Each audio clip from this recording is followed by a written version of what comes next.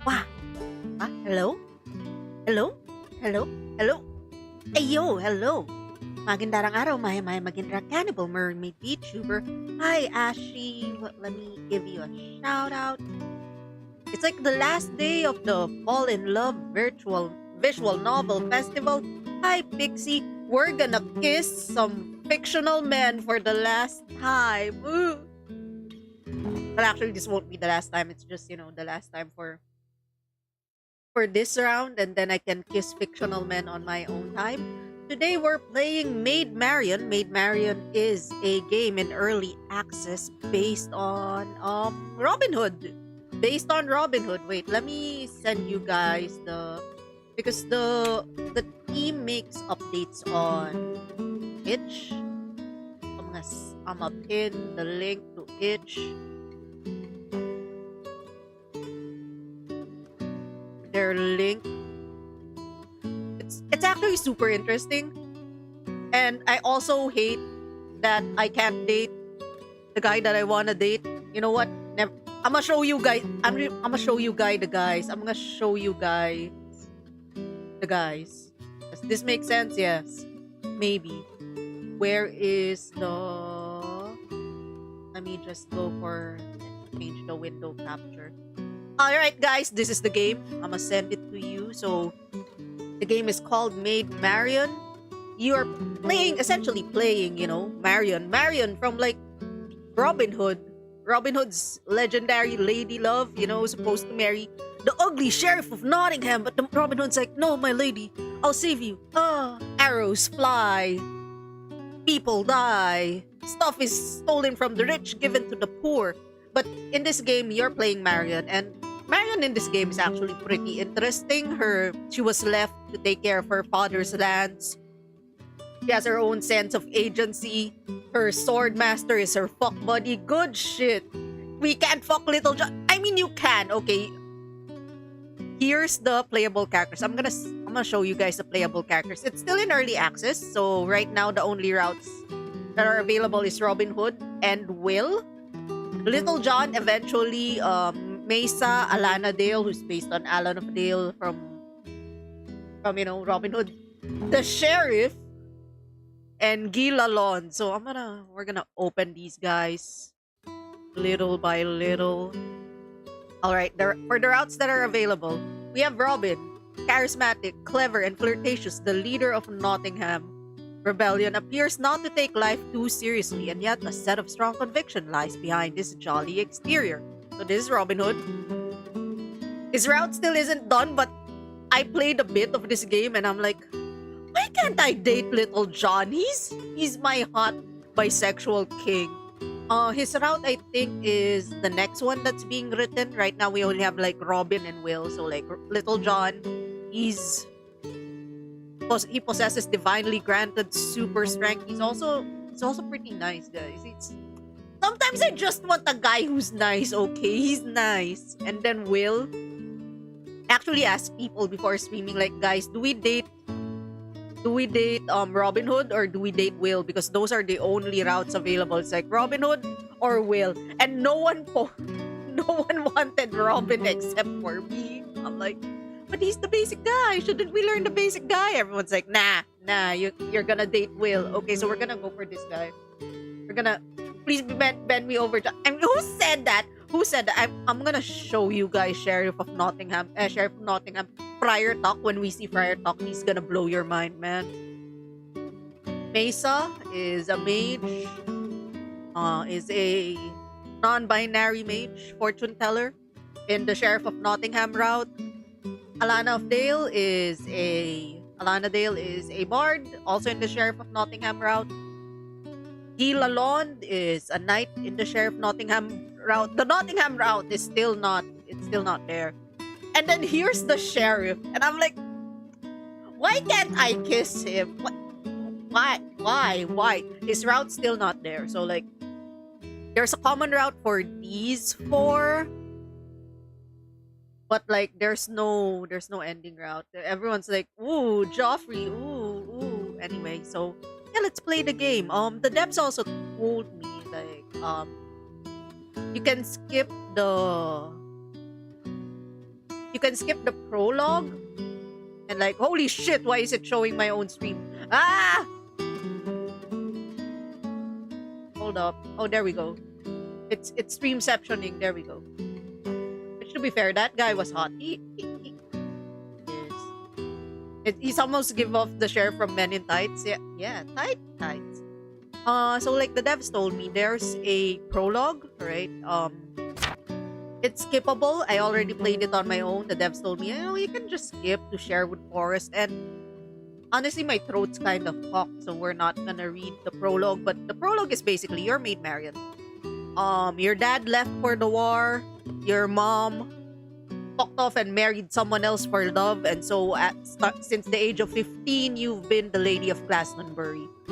Your dad comes back after the war with a new wife from the rival country, because he did do some diplomatic missions, and then he did a diplomatic mission and got a lady pregnant. So he's back with the wife and the wife's little brother, who's a mage.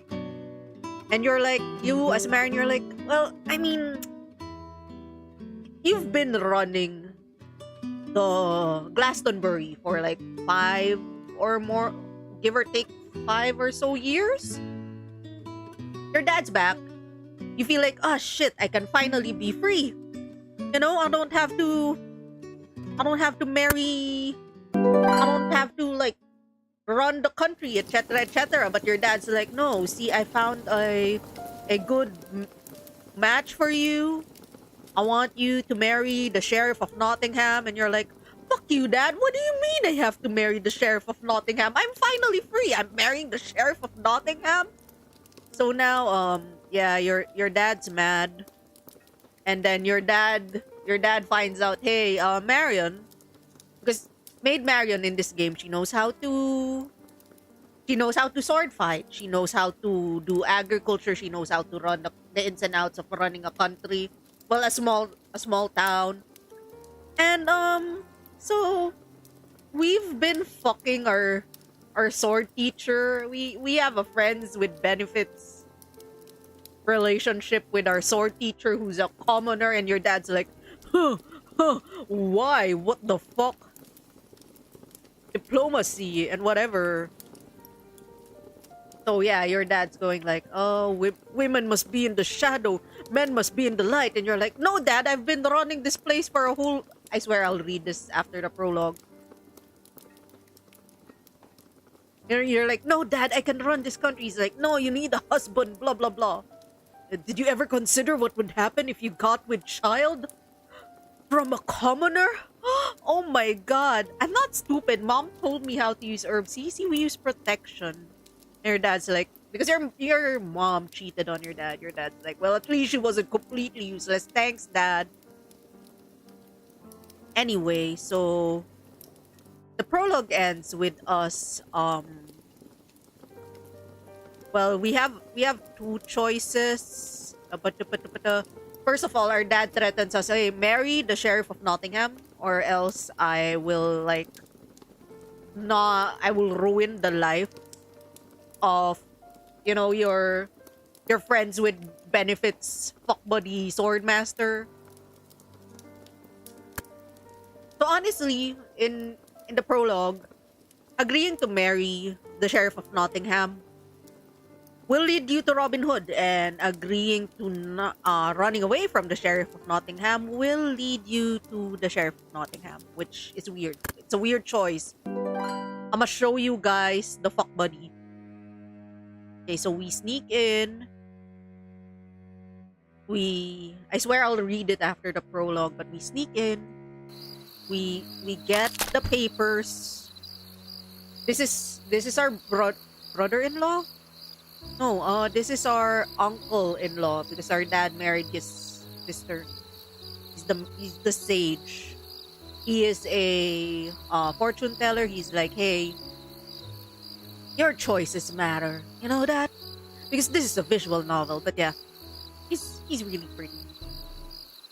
Blah blah blah, yada yada yada. We give our papers to Alvin, our fuck buddy. I slipped into his room and shut the door behind me. He looked like he was about to say something, but I took the lead. I have something for you. I pulled out the papers and handed them to him. You did this for me? Of course, it wasn't fair of my father at all, but you'll need to leave town and quickly. Run, my fuck buddy, run! Oh, Alvin, his overblown sense of chivalry always came up at the worst times. You know? I snuck into my father's office, stole your papers back, climbed out the window, fell on my posterior, and absconded with a horse for you. Don't you dare make that be in vain. That's the type of woman we are in this game. So, like, go back to your dad. There's no scandal of you fucking your boss. I recognize your excellent work. Leave my town. Thank you for everything, my friend. By the way, he did try to propose to you at some point and you just like went like, nah, we're friends. Wait. I turned back around. Yes? Will you? May I? Could we touch one last time for old time's sake? Okay, I did not in the options there is Rebel Kisses. It's off. If you turn this off, nothing explicit will happen, but I have full Sherwood on because I fear no god. So, you know, I'll never see him again. Might as well. You know, this will be the last time, yes? I can't. I know. It was a fierce whisper, but the tenderness and desire in his eyes were my undoing. He held out his hand, and I took it. Okay, let's speed this through. I might get Twitch TOS for that. It's just 3 scenes. Just 3 sentences. And so they did a thing. I woke the next morning in an unfamiliar bed for the first time in my life. My back ached from the mattress, and my rear ached from the fall of the trellis. I hadn't meant to stay the entire night, but my stress and strain must have gotten to me. I fallen into a deep, sated sleep. Sighing, I scrubbed the sleep from my eyes and looked blarily around. I was all alone. As promised, Alvin had left before dawn. Good. I stretched and sat up, relishing the shock before my bare feet hitting the cold floor. I didn't feel it nearly as good as I had the night before. That was a terrible idea. I spoke to myself as I began collecting my clothing from the piles we'd made of it at the end of the bed. Thank goodness there was a stable next to the house. I freshened myself up as quickly as I could, then snuck out the back door and reclaimed my horse. Fortunately, the stable boy to whom I tossed some pine shavings was too young to recognize me without my usual retinue of guards and servants. Hi, Madama. Yeah, we just did a I'm not skirting TOS. I'm not Nero. I'm not Nero. Hell. I idly considered fleeing just as Alvin had, but that would do nothing but have every guard from here to London searching for me. No, I was the Lady Glastonbury, and it was time for me to take responsibility like a grown noblewoman after the bembang. Hi, Dad. I'm back from the bembang. How are you doing? Our foresters were fond of me, but not fond enough to forget that their primary liege lord was my father. He'd no doubt be informed of my morning ride through the woods. I'm giving you one chance, and one chance only, to stop me from having that young man dragged back here in chains. He was no idiot, of course. He checked the desk drawer before coming out here to await me. I dismounted with as much dignity as I could, aware of my less than pristine appearance. It appeared I only had one card left to play. I understand. I will take responsibility for my faults and consent to marry Lord Joffrey of Woodthorpe. Why can't I marry him though? Okay. Oh, the Joffrey route is still not written. My concession was sufficient to abate my father's wrath. He agreed to let Alvin be in return for my cooperation in my engagement. Yippee. We gonna marry the guy. I didn't I had promised my father that I'd marry Lord Joffrey in order to save the future of my dear friend and former lover. But once Alvin was safely home in London, do I need to keep that promise? We don't, right? We don't. The words of Shala's sage drifted into my thoughts. You may face your destiny directly. For you, that is to marry the man your father has chosen, yes? And yet that path may bring you something unexpected in you. Or you may decide to fight your fate and make new choices and create new possibilities. And yet, even then, you may find yourself back where you began. I'd been too emotional and scattered these last few days. It's time to do what I did best. Organize my thoughts and make a cup. That's not me. That ain't me. Okay, so here's the thing. We're still in the prologue. If you face your destiny and plan to marry Lord Joffrey, you will end up with Robin Hood. If you fight your fate and escape from the arranged marriage, you will end up in Nottingham. Looking like someone else, pretending not to be Maid Marion, but you will still, end up where you started, as the sage said. So, the only routes that are available right now is Sherwood. So, we're gonna face our destiny. I would marry Lord Joffrey and become Lady Nottingham. With that decision, I could face my future with clear eyes and a clear conscience. And if something unexpected were to propel me onto a new and different path, I was prepared to take on that possibility as well. Yippee! Toot toot toot toot toot toot! Some most unusual bandits. So this was Sherwood Forest. I gazed out the window of my carriage, watching the sea of green roll by. Sherwood appeared far more lush than our local forest in Glastonbury. Huge broadleaf and pine trees were coated in emerald moss, anchored by an explosion of verdant ground cover. The green upon green seemed to stretch on forever. Here and there I saw particularly unusual, magically enhanced plants that stood testament to this massive woodland being a seat of power for the Fae. Oh, also the Fae in this game, they control who can and cannot have babies, which is, I guess it's a thing. The Fae is giving you birth control. You need Fae approval before you can give birth to Babe. Babe Fae. Okay, I tried to distract myself from my dark thoughts by imagining the Fae cavorting beneath the forest boughs, despite being quite unable to see them myself. I wasn't normally prone to fights of fancy, but... Oh, what happened? This was really happening. I'd been trussed up in my country noble best and shipped off to marry a man I'd never met. Still, I'd made the decision to face the destiny that had been presented to me, and I was going to stick to it. Probably, maybe. What would I do if Lord Joffrey had a mean streak? Or worse, if he was violent? I gazed down on my traveling boots, in which I'd managed to conceal a small dagger. It was no doubt insufficient against a man with a lifetime of combat training and an entire troop of guards, but it was all I had. You can still chop off his stick with that.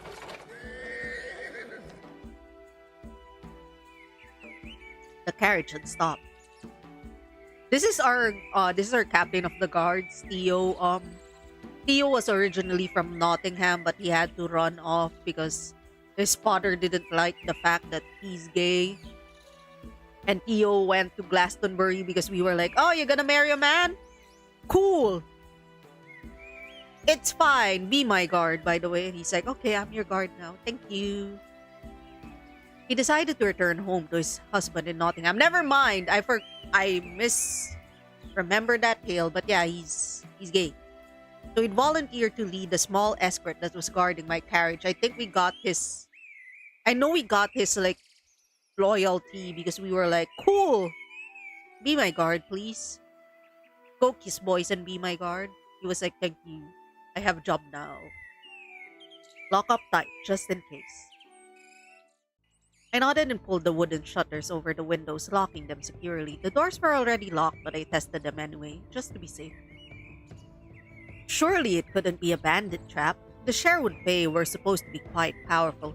They would never let a band of ruffians go around chopping down trees in their woods.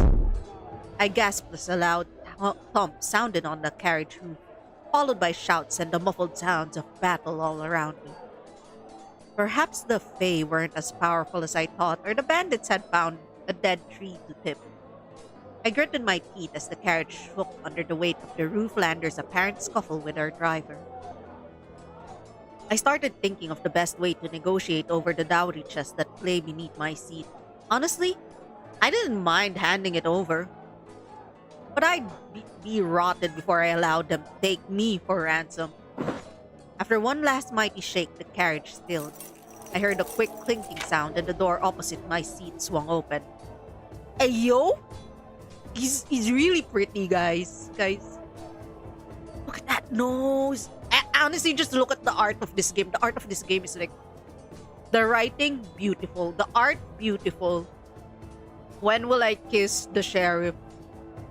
A tall and nattily dressed stranger stood on the other side. Had he picked the lock on the door? That fast, I hear the bisexual disaster screaming. You know who's a bisexual disaster? Little John. Please let me kiss Little John. He was dressed like a Briton. And I'd heard that some folks from South Brittany could be dark-skinned. Or perhaps he was a Sunjati with a fondness for British fashion. That would be odd, at least in this part of the country. What's a Sunjati? Known in the Sunlands. All right. He removed his sword belt and slid onto the seat next to me. The belt and a pair of long scabbard swords landed softly on the opposite seat.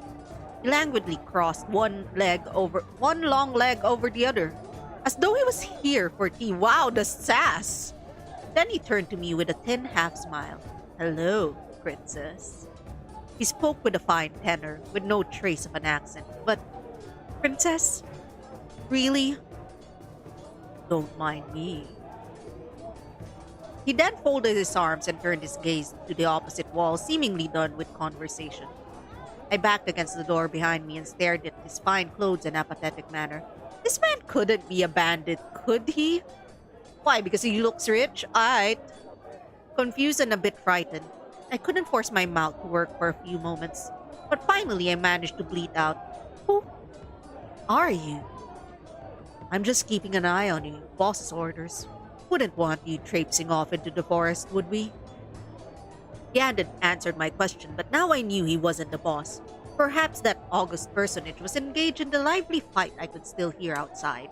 I had a feeling my guards didn't have the advantage. There weren't a lot of them. We hadn't expected this.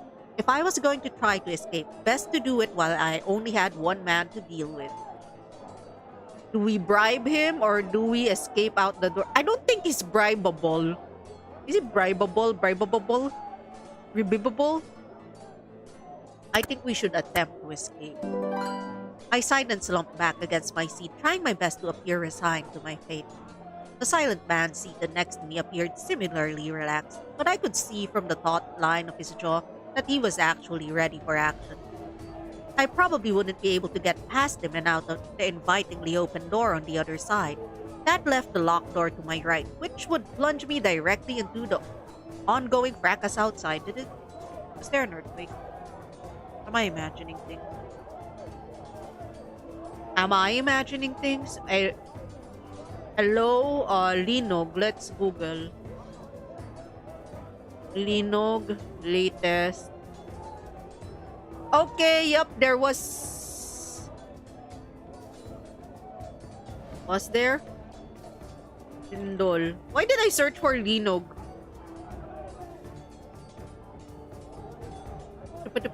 Okay. I might be delusional. I'm the Lulu. Perhaps that would be for the best. My guards could probably cover me. I'd have room to pull out my boot dagger as well. Better to go down fighting than stay stuffed in this carriage with this sullen, albeit handsome stranger. All right, Marion. All right, chill. I tense up as subtly as I could, then lash my arm out, aiming to unlock the door and shove it open with my foot. That never happened. I don't know exactly what did happen because before my hand ever touched the latch, I found myself flipped down onto the seat of the carriage with my captor pinning my wrists above my head and grinning down at me. Hey yo! Art when? Art where? Nice try. Brave, if stupid. There was just the slightest hint of approval in his voice, but it barely registered. My mind was awhirl with confusion. How could any mere human move that swiftly? Who was this man? And what was he going to do with me if I let him keep me in his compromising position? I scowled up at his smirking visage. Unhand me this instant! He didn't move a muscle. His knees were between my legs, pinning my dress down in such a way that I couldn't even try to kick him effectively. If only you were wearing pants.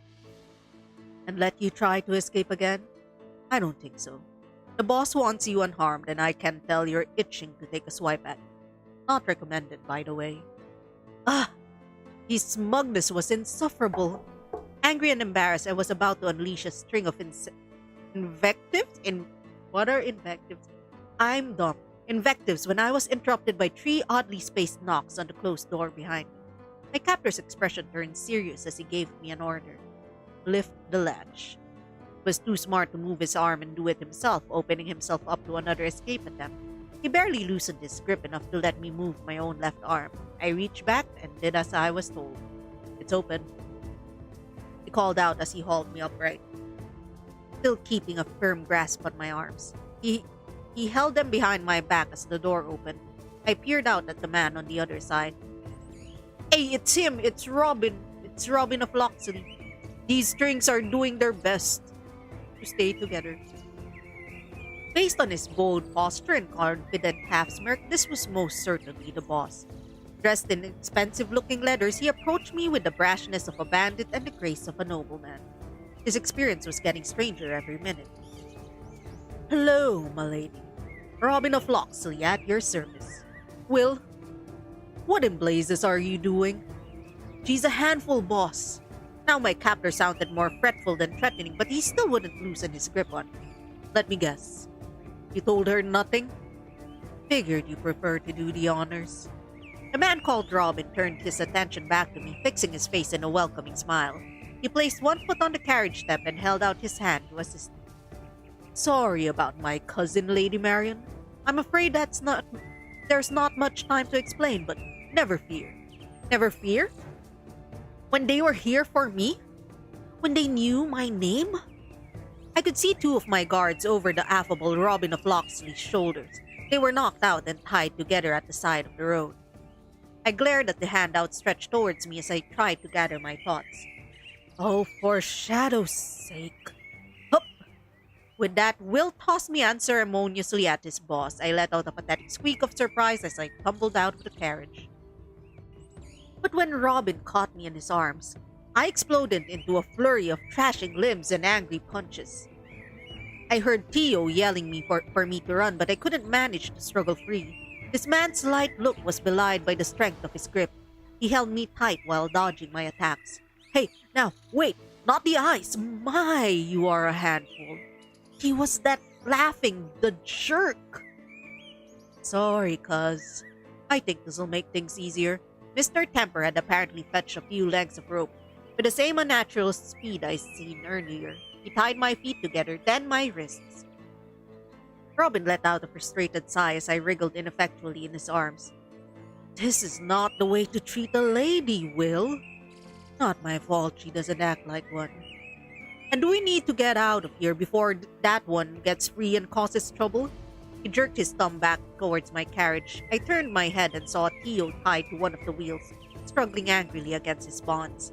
Several men dressed similarly to Robin were stowing weapons and mounting great stags before riding them into the forest. I didn't see anybody trying to loot the carriage itself, an odd fact that occupied my mind until I was distracted by the sound of flapping wings. A large dove nearly smacked me in the head before landing on Will's shoulder. It pecked him several times and he swore softly. We need to get out of here. Now. Robin nodded. The two rushed over to a large horse and worked together to hoist me over the saddle. Robin hopped on behind me as I hung there on my belly like a sack of potatoes. Now, if we untie you, will you promise not to struggle at the risk of falling off the back of a horse? I may have been hopping mad, but I wasn't stupid. I nodded and Will came around to either side, cutting my bonds without comment. Robin helped me up and settled me in front of him in the saddle. His chest pressed against my back as he reached for the reins. It was far too close for comfort. It was like we were riding a habal. It was strange though. He didn't stink like most bandit did. By the way, we do have experience like fighting bandits. Marion does have experience fighting bandits because a lot of people try to raid Glastonbury after they find out that ooh, this place it's ruled by Woman. Oh, Woman so weak. And we fight them off. It's fine.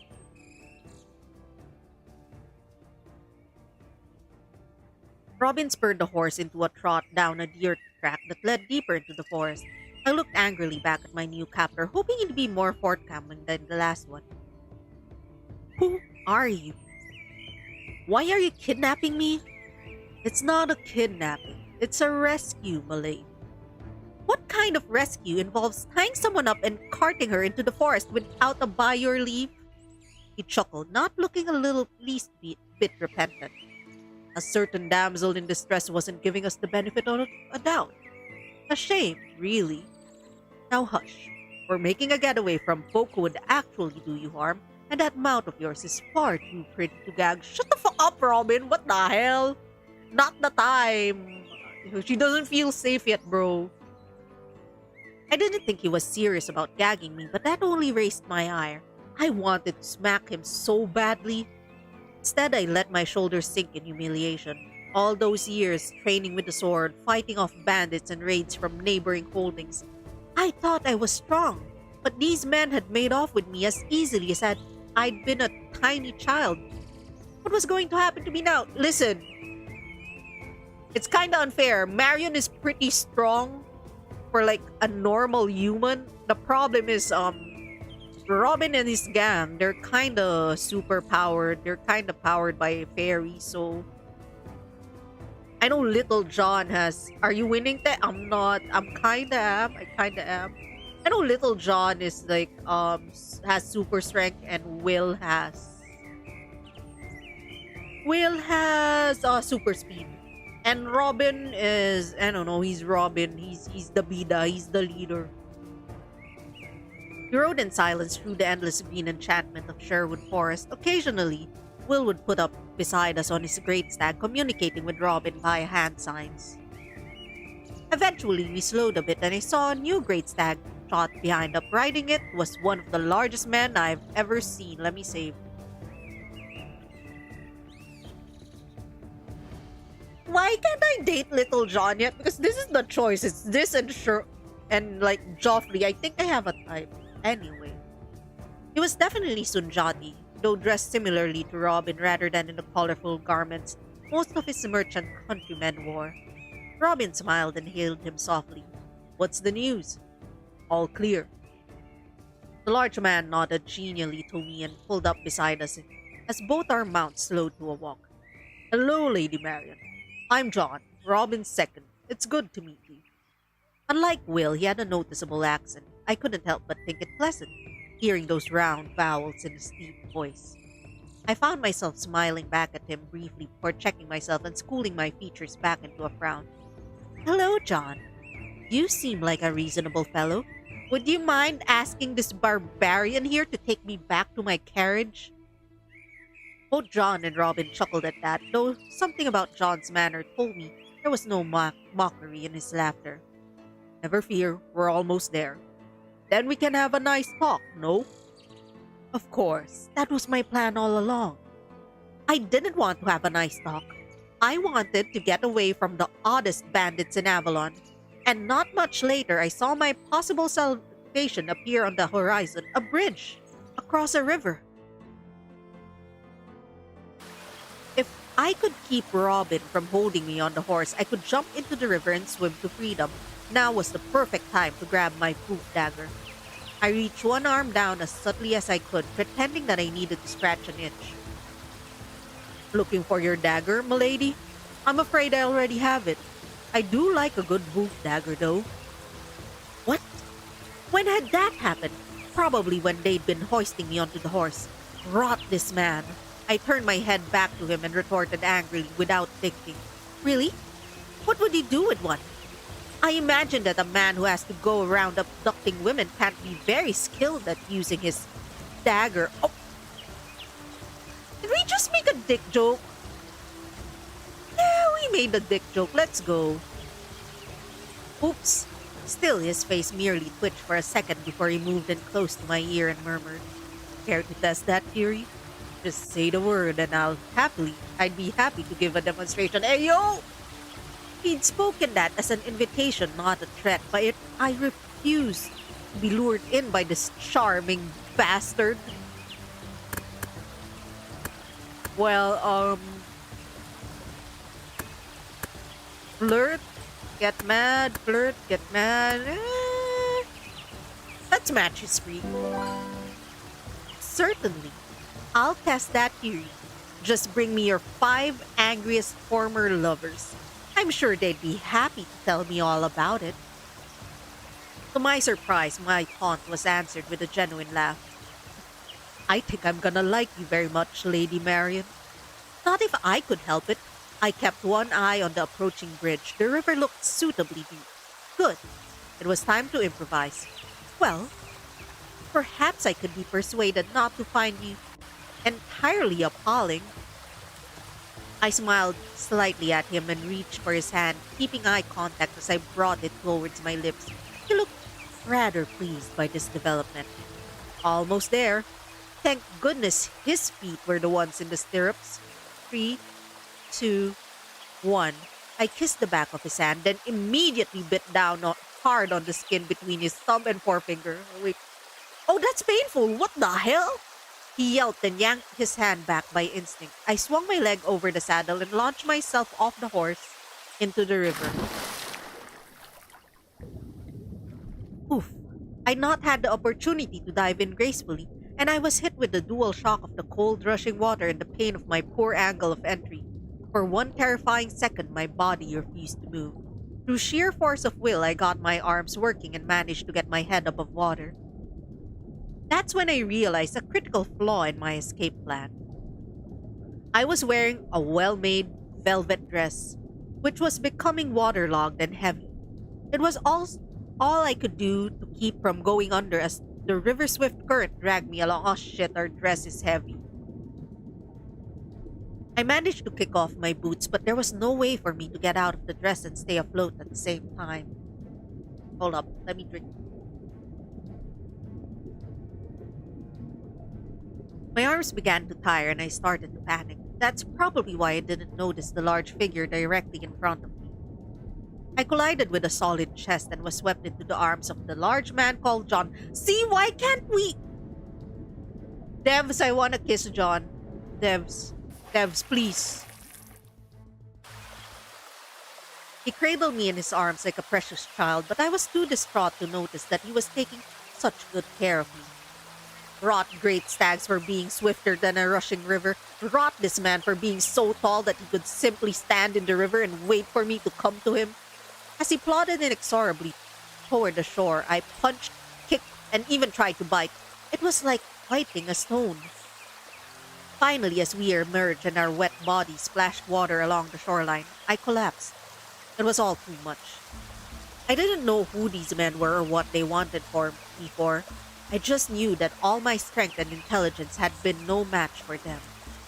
My exhaustion, fear, anger, and humiliation poured out of me in racking sobs. Oh, Marion! John stopped and sat us down at the base of a large tree. He let me cry myself out in patient silence, patting my soaked back soothingly. Later, I would notice that he'd even removed my jewelry for me, as it had been tangled in my wet hair. Eventually, I lifted my head, unsure if there were still tears streaming down my face or if it was just water falling from my hair. They were a bit rough with you, no? I'm so sorry. They mean well. They don't wish to harm me. I gave a long, shuddering sigh. I just. Why? Ugh! What do you want with me? Hi, Zed. We're playing Maid Marion. We are planning to kiss Will or something like that.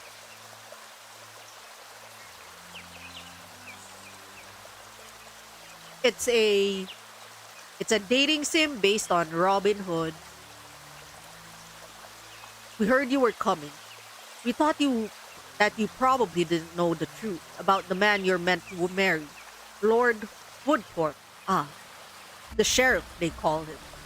So right now, Robin Hood's merry men just kidnapped us as we were about to go to Nottingham to marry the sheriff of Nottingham. We wanted to tell you what he's like and to help you get away if you want to. Oh, then why in all the shadows had they not simply told me that in the first place, right? I took a deep breath to avoid screaming that question at this kind man. He had rescued me from drowning and then he had taken time to care for me and at least partially answer my questions. Will you come with me? I won't leave you alone in the forest, but I promise that you will not be kept against your will once we tell you what you need to know. He seemed like my best hope in this situation. I didn't have much choice but to decide to trust him. For now. I nodded. With a gentle smile, he stood and helped me to my feet as well. He then took a look down at me and removed his sodden cloak. It's wet, but you might want to, well, I looked down at myself. The neck of my dress has been stretched considerably, and my boobas were almost exposed. I didn't know, like, old-timey dresses would just, oh, you're wet! Moing, we exposed the boobages, the boobages, the bubag-bubabos. I accepted his cloak with as much regality as I could, wrapping the large garment around myself. It fell down past my knees. I should probably carry it. Here. He kneeled down and held out his arms so I could walk into them, willingly, this time. Nah, I'm walking on my own.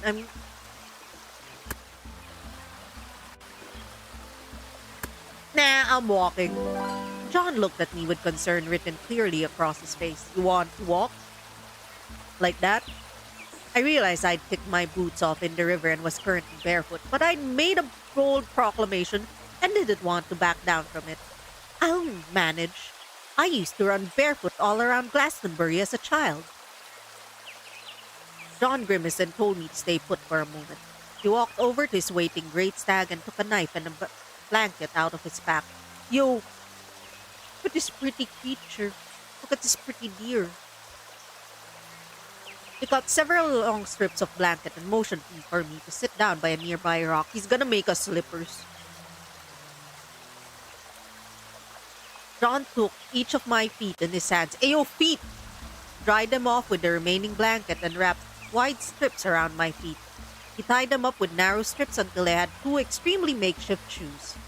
Better than nothing, I was pretty sure. I thanked him and we started walking side by side back along the bank. He spoke up after a few moments. I'm sorry about my brother. He can be difficult, but he's a good kid underneath. Your brother? Oh, Will. You don't look half-brother, technically, but a true brother to me. He sighed heavily. I'm hoping he'll figure himself out one of these days. But never mind that. I nodded, and soon the only noises I heard were the rushing river and the wet squishing sounds we made as we walked. I tried to I skipped a line. It's fine. We approached the bridge where Will had joined Robin. I gave them a sour look. Thank the light. What took you two so long? Will merely smirked at me. Nice boots. If I could have stared literal daggers into him right then, I would have. Leave her be, Will. We're almost there now, Lady Marion. Ah, yes. Shall I help you to the horse, m'lady? It was tempting, but no more horses. I shrank back towards John, who had shown me nothing but kindness. The hurt look on Robin's face gave me a bit of satisfaction. With that, Will and Robin led the way further into the forest. I stubbornly plodded along behind them in my makeshift shoes, glad that at least a small part of me was dry. John stayed at my side, watching me with concern. It was a miserable trek. I could feel every rock under my feet, and my drenched undergarments had begun to ride up in unmentionable places. Ayo! All right, Marion. Still, I kept my head high, refusing to show any more weakness in front of these men. Men. Derogatory. Sometime later, the trees cleared a bit, and I noticed we were walking towards a steep mountain wall. What now? As we got close to the mountain, Robin stepped in front of the group, gesturing like a showman. This is the best part. Hmm. I shouldn't have eaten chocolate before streaming. I'm Boo Boo the Clown. Why do I do this to myself? Let me pour some water.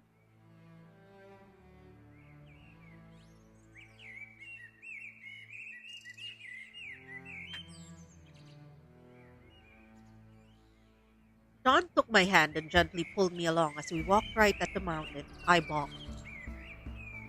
Close your eyes. It's easier the first time. Oh, why not? I squeezed them shut and walked forward with his guidance. My stomach began to flip with worry when I realized we should have run into a rock face some time ago. Still, we kept walking. I squeezed my eyes shut as tightly as possible and prayed for the shadow's protection. All right, you can open them. You can open them now. I did, and what I saw in front of me nearly defied description. Robin grinned as he showed off the absolutely impossible camp we'd wander into. Lady Marion of Glastonbury, welcome to the headquarters of the rebellion against your fiancé. It was like nothing I'd ever seen before. If I thought that Sherwood was an enchanted place, this valley practically glowed with the magic of the Fae. This was the kind of secret forest glen I'd read about in the accounts written by a few humans who had wandered into Fairy and managed to return with their sanity intact. A huge clearing stretched out in front of me, but it was not the kind of cleared land you'd see in a human settlement. Sure, this stony fire pit in front of me was not unusual, but beyond that, the landscape was dotted with cottages that had literally been growing from the earth. Every building in this camp was constructed of living trees, with hardly a sign of tool use or other human construction to be found. This camp had to be directly created by Fae. No druid had the power to command plants in such a manner. Who were these people who had captured me? I tore my eyes from the sight and opened my mouth to ask a question of Robin when he was interrupted by a loud shout. Lights above and shadows below! What did you boys do to this poor lass? A thoroughly ordinary middle-aged woman bustled over to us, looking quite cross. What do you mean thoroughly ordinary? She's very pretty, Marion. What the hell do you mean? Ah, Nell. Meet Lady Marion, who... Yes, time for that later. Come, my lovey. It's time to get you cleaned up and out of wee Johnny's cloak. Oh, is this Nurse Clock? Is she our nurse? I only know Robin Hood from the furry Disney movie and the Men in Tights movie. I'm sorry. Those are my only two touchstones to Robin Hood. She grabbed my hand and I giggled at the reference to wee Johnny. Sheer exhaustion mixed with wonder at this magical place had made me compliant. My new acquaintance chatted at me as she pulled me along the camp, leaving me my speechless abductors behind. Apparently they knew better than to intervene. I'm Nell, the tailor for this rowdy bunch. Used to have a shop in Nottingham and I paid my taxes right and all. But then the sheriff's men started asking for even more money, for protection, they said. For them, more like. I held them off until they said they'd burn the shop down. Now I'm here, thrown in this lot. That's awful. I'm Marion. Well, kidnapped, I guess. Nell caught a sarcastic look on my face and chuckled.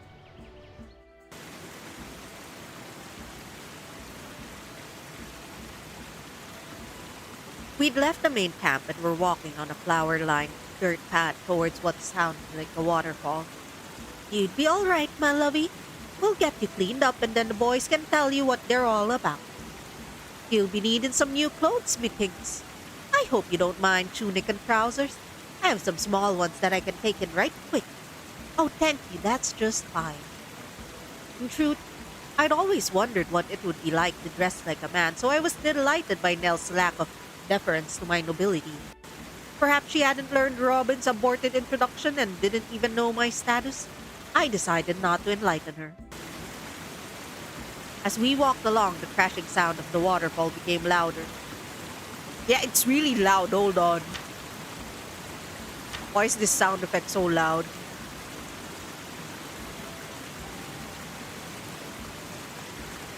Was it ambience? Is ambience the... Yep. Nell stopped in front of a cleverly designed sign with a male and female symbols painted onto it. A wooden arrow perched on top of the sign, and she moved it over the female symbol. We moved on, and the forest cleared to reveal a gorgeous waterfall basin. Nell smiled to see my obvious pleasure at the scene, then tugged me along the water's edge until we reached a warm, steamy cave off to the side of the falls. Holy shit! That's pretty! The walls were lined with glowing fairy worms, and I caught the whiff of rotten eggs in the air. We passed into a large cavern, and the steamy pools I saw there made me exclaim in delight.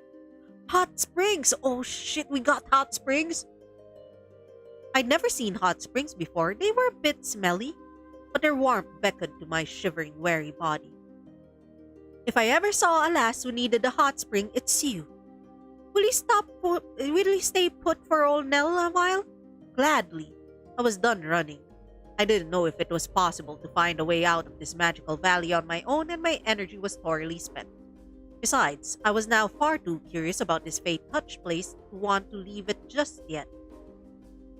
Okay, so Nell's measuring us. Are we taking a bath? Oh my god, let's go. My poor abused feet. Feet were beginning to blister, so I rummaged through the poultices and found a muscle-work wrap. That would fix them right up, along with a nice soak. Sometime later, Nell returned to find me stretched out asleep on a towel, luxuriantly naked in the warm cave. Why is this a thing we can click? Naked! Avalons do not have a strong culture of bodily shame, and nudity during same-sex mating or within families is not unusual. Okay, thank you for the notes, devs. She woke me and presented me with my new clothes. The boots didn't quite fit right, but she promised they were temporary. We're pretty now. I stretched curiously, feeling the trousers move against my legs. If nothing else, this attire was a new kind of adventure for me. After some quick hair detangling, I felt worlds better. I was ready to face my captors, or rescuers, as they would have me believe. Once I was fully changed and ready, Nell showed me to my guest cabin, where a somewhat subdued Robin was waiting for me. I sat across from him on a surprisingly sturdy mushroom stool. Robin's eyes widened when he took in my attire. "Milady, oh, I'm so sorry. We can find you something more fitting." "No! Fuck you, I like wearing pants." "No, please, this is quite comfortable." "Never mind that. What is all this?" I gestured to the furniture in the fey-grown cabin in general. "It's a bit of a tale, but I'd like you to hear it. Please?" He held out his hand and pulled it back slightly in mock concern. "If you'd keep your tea to yourself this time?" I wanted to give him an earful about the way he treated me thus far, and yet his unexpected sincerity along with his natural charm lowered my defenses. I suppose there was no real harm in hearing him out. "As long as you behave." I gave him an uneasy smile while he returned readily, looking relieved. Hold on.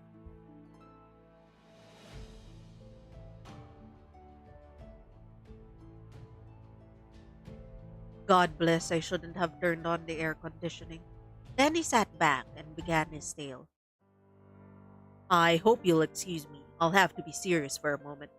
It's not my forte. I nodded.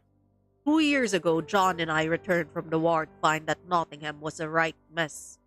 My father was killed by Nibirians, so I was the new Lord of Locksley Holding, northeast of Nottingham. I'm so sorry. He bowed his head briefly in acknowledgement of my sympathy. So, yes, you know about Prince John and his taxes. And I know we have debts to pay. But here in Nottingham and the holdings nearby, it hasn't been fair at all.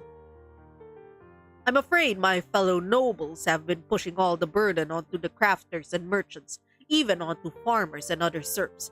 They're hurting while we feast in our manors. Despicable. Indeed. And so a year ago there was a rebellion planned in Nottingham. The old Lord Nottingham was awful. A vain, greedy tyrant. I know. I should have just looked to my own holding. But that was never my family's way. I helped fund the rebellion, gave them places to meet, decided I'd help them fight, though I didn't want to take Nottingham for myself. It might have worked too, but someone betrayed them. Betrayed me too. The rebels were gathered in Sherwood and I was about to join them to march on Nottingham. But before I could, Lord Geoffrey of Woodthorpe showed up at my door with an arrest warrant for sedition. It was signed by Prince John himself. Lord Geoffrey, the man I was supposed to marry. Things were starting to come together now. I learned later that Lord Nottingham and his guard had ambushed the rebellion on the edge of Sherwood Forest. His face twisted into a look of grief and regret. It was a bloodbath. If only I'd been there, maybe I could have. He shook his head. But I wasn't there. The only good thing to come of it was that Nottingham and his son were killed, leaving no heirs. And that's when Joffrey comes in. All right, Joffrey might be a good, Your Honor, if evil, why hot? Prince John and his personal army rode into Nottingham as fast as they could, declared martial law, destroyed the guilds, even those that had refused to take part in the rebellion. Then he installed Geoffrey of Woodthorpe as the provisional lord of Nottingham. Folk call Geoffrey the sheriff, since he seems more lawman than lord. Robin took a cleansing breath, and I saw the usual light begin to return to his eyes. As for me, my dear cousins John and Will sought to free me from prison. They met an ex-druid called Tuck who helped them break me out on the condition that we assist him with some sort of mysterious quest he's on. He claims to be working on behalf of the Rose King and the Wolf Queen. By the way, guys, prior talk in this game, the most unpriestly looking man I've ever seen in anyway, he kinda hot. Prior talk kinda hot, you know? Yeah. The Feylords of Sherwood? That's impossible. Ever since the signing of the pact, the Fane had never recruited humans to do their bidding. And yet, you believe your eyes, do you not? He gestured around the impossible cabin in the impossible camp. It was true. I had no better explanation. I'd like to speak with this Tuck. That's because you haven't met him yet. Anyhow, this camp was prepared for us. Tuck used his considerable powers to assist our cause, and in return we shelter him, feed him, and don't ask too many questions. We have our own problems. Things didn't get better in Nottingham after the sheriff took over. They got worse. Geoffrey's guard is thoroughly corrupt. I'm sure Nell told you her story. I nodded. Not alone. A good half of the folk here are crafters or merchants who were turned out of their homes by the guard, and many of the rest faced worse. Indentured servitude if they were caught holding money back or simply can't afford to pay their taxes in the first place. I inhaled in deep shock. Shocking! The government corruption? But that's practically slavery! Is it legal? Oh, it's outlawed. It doesn't stop people, but it's outlawed. Indeed, and conditions worsen every day in Nottingham's poor districts, with hardly anyone hiring labor anymore. That's where we come in. How are you acting on all of that from here? I won't lie, it's rough for us. Joffrey has the the soldiers and the shoulders, I guess, the weapons, the money, and the power. But we have one thing he'll never be able to take from us: a ridiculous amount of optimism, the power of public opinion. See, this is why I like Robin's route. Okay, people are like, oh, but he looks so bored. He he's someone who crafted. He um he pretty much is crafting his own lore to get public opinion to side with the rebellion. Like, he's like, oh yeah, I'll make myself the hero. Everyone come here. Okay, let's rebel. Everyone rebel. We're empowered now. Okay, rebellion time.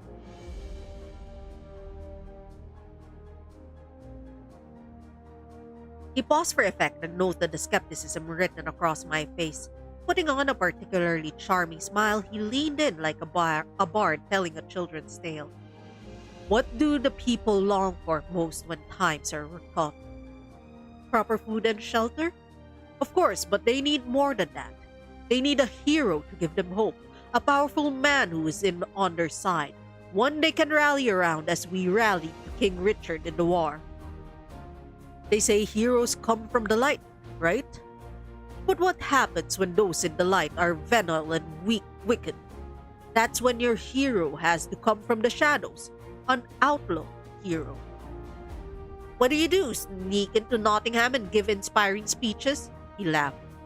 We protect them from the sheriff's goons. We rescue those who have been indentured. And best of all, we steal from the rich and give to the poor. Your philanthropic bandits? Exactly, and let me tell you, the sheriff is infuriated by us. More folk are joining our cause every day, and hopefully we'll soon have enough for a real rebellion. I had to admit, his enthusiasm and strength of will were infectious, even if I wasn't entirely sure whether he was a genius or a madman. But that aside, Lady Marion, we have a spy in the sheriff's manor. And when she told us about you, we knew we had to rescue you from a future with that man. And now that I've met you, you're brave. Well, you're brave, intelligent, and beautiful. He doesn't deserve a woman like you. So what would you bid me do now that I'm your prisoner instead? I may have said that more pointedly than necessary, but the way they'd rescued me still stung. Now that you've heard the truth about Lord Jeffrey, you're free to leave at any time. We'll help you return to your father if you'd like. I assume he'll agree to break your engagement to a man who cannot even protect his own roads from bandits. You're probably right. You may even keep your engagement, not that I'd recommend it. Of course, there's a price to be paid if that's your choice. We'll have to ransom you to him. Dearly. He gave me a challenging look, one that I returned with equal heat. Let me think about it. Very well. He rose and stretched. You may stay with us in this cabin as long as you wish. Dinner will be served shortly, and I believe the lads have a small welcome celebration planned for you. Indeed. Then let's see what entertainment the bandits of Sherwood can provide.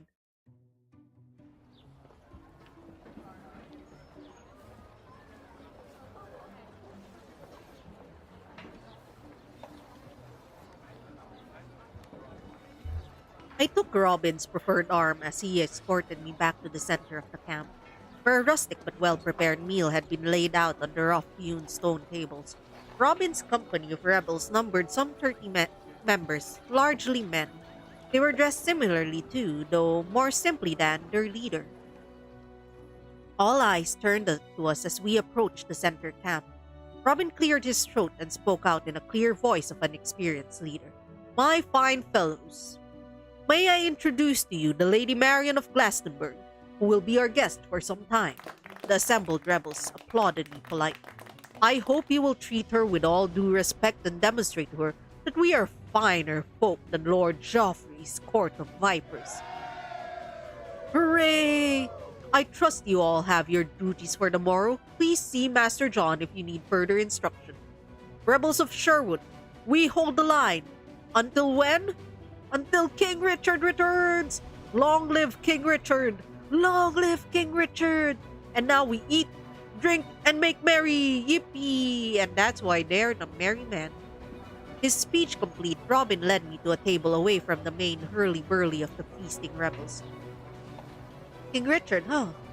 You believe he lives? A shadow crossed his face at my question, but he shook it off quickly and turned his usual winning smile on me. Naturally, I know him, Malay. We became acquainted during the war. His leadership brought us safely through that conflict, yes. But he's so much more than a war hero. He believes, as I do, that things need to change in Avalon, that people need more control over their own destiny. Cruel and greedy lords must be unseated. He will return. He must return. But that's enough of that. Shall we speak of merrier things? Of course. There was more I wished to ask, but Robin seemed to be a man inclined towards joviality despite his dearly held convictions. I let him steer the dinner conversation. He was a perfectly charming companion, and I was feeling quite relaxed by the time the sun was dipping below the horizon. The rebels began pulling out instruments and clearing space in the middle of the camp. A young man trotted over to Robin and whispered something in his ear. He nodded and placed a hand on my shoulder. I'll be back soon, milady. I was left alone as the sun set, sitting on the edge of the growing festivities. The rebels had been directing curious gazes at me for some time, but were keeping a respectful distance.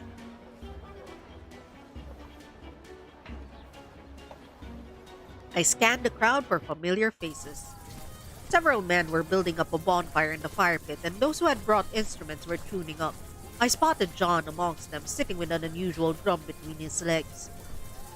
It took a bit longer to find Will, who was leaning against a tree on the edge of the clearing, arms and legs crossed. Okay, I'm gonna save. Seems like a save spot. There we go. Wait for Robin, we join John, we talk to Will. If we wander around it on our own, I tried this out earlier. We do end out making out with prior talk. So I'll go back to the Will choice, but for now I looked for Nell, but she didn't seem to be around, so I stood and tapped my feet to the music as I watched the dancing. That's when I saw a dark-clad figure stride purposefully through the crowd towards me. Of everyone I'd met so far today, he looked the most like a bandit. Is it because he's wearing black? Is that why? Is it the red hair and the black clothes? Huh? Huh? That's profiling. He had a slightly slouching, devil-may-care gait and seemed far too thin for his frame.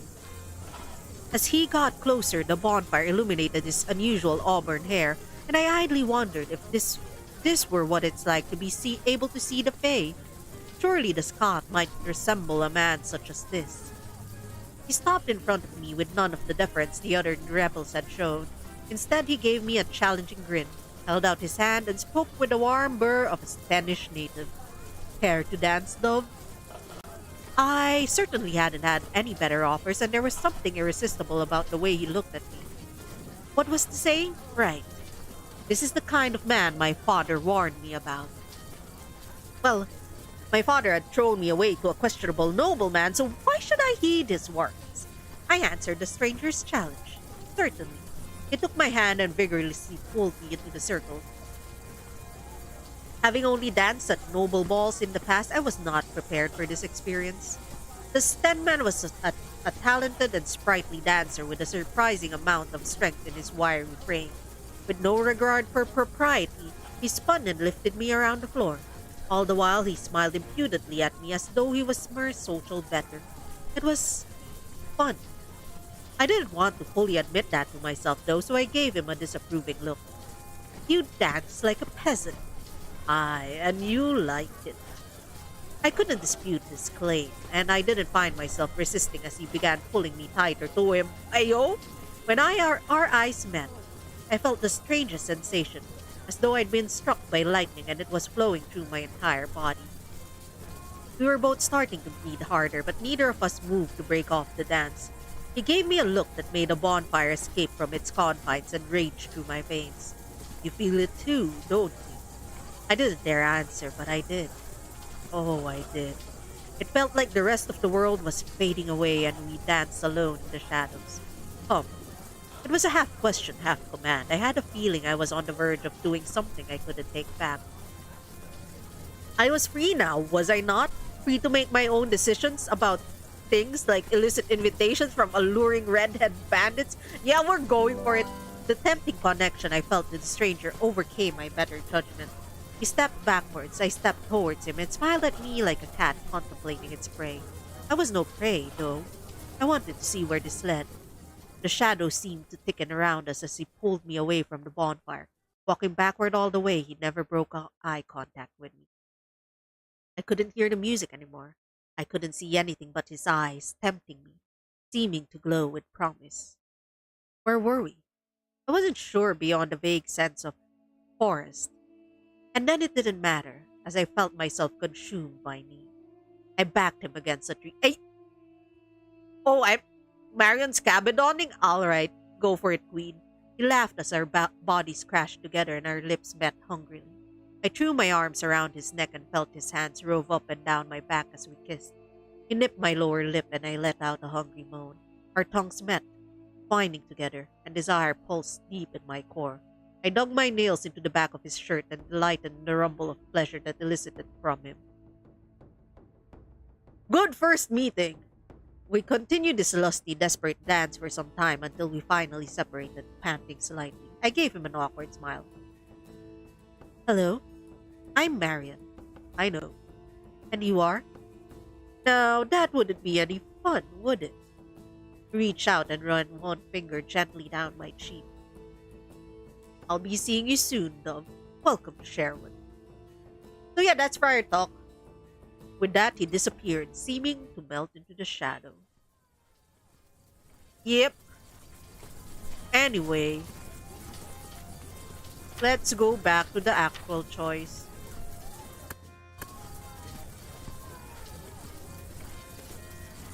Try to bring Will out of his shell. I had always had a bit of contrary streak. Seeing my erstwhile carriage bandit looming at the edge of the crowd, I couldn't help but want to needle him a bit. I strolled over to Will, who gave me a half-cautious, half-questioning look. Hello, Will. Are you going to stand there like a stick in the mud, or are you going to dance? Do I look like someone who knows how to dance? I eyed his fancy outfit. Frankly, yes. Well, I don't. Come then, I'll teach you. This is a tree-step, it's easy. He grimaced, but I held out my hand insistently. He let out a heavy sigh and heaved himself off the tree. Still, he managed to summon enough manners to take my hand and lead me into the circle. You should pick this up quickly if you're skilled with swordplay. I demonstrated the simple pattern for the dance, and while his movements were clumsy at first, he was indeed a quick study. I signaled to the musicians to continue the same rhythm, and Will groaned as John grinned at us in delight. You two really are brothers, aren't you? Half-brothers. But yes, I'm afraid we are. I shook my head, thinking of how John had been nothing but kind and understanding to me during the ordeal in the woods. Who wouldn't want to be related to him? But then, I didn't have any siblings. Maybe I just didn't understand. Well, let's show him what you can do then. I gently guided Will's hands to the proper hold location for the dance and counted him in. This time he caught on faster than expected. Wait. His posture was perfect and he was leading with competence. I hadn't actually taught him any of that. So he'd known how to dance all along, but for some reason wanted me to think he didn't.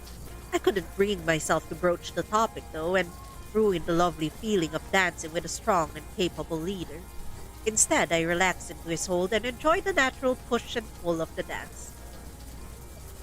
He had none of the gawkiness that sometimes burdened all young men, moving with grace and confidence now that he'd stopped pretending to be awkward. A few songs later, he inclined his head and told to me and stepped back. Are you satisfied now, Princess? It's Marion. And yes, thank you. You did very well. We walked together back to the edge of the crowd, and Will didn't object when I sat next to him on one of the rocks that bordered the camp's central area. We watched the other dancers for the rest of the evening. Will amusing me with mildly acerbic observations of the participants. I found him rather pleasant company now that he softened to me a bit. Yeah, we're just shitting on other dancers together, you know? That's fine. That's friendship right there. As twilight darkened into the night and the bonfire burned down, the rebels began to drift back to their long houses and cabins. Will stood and offered me a hand up.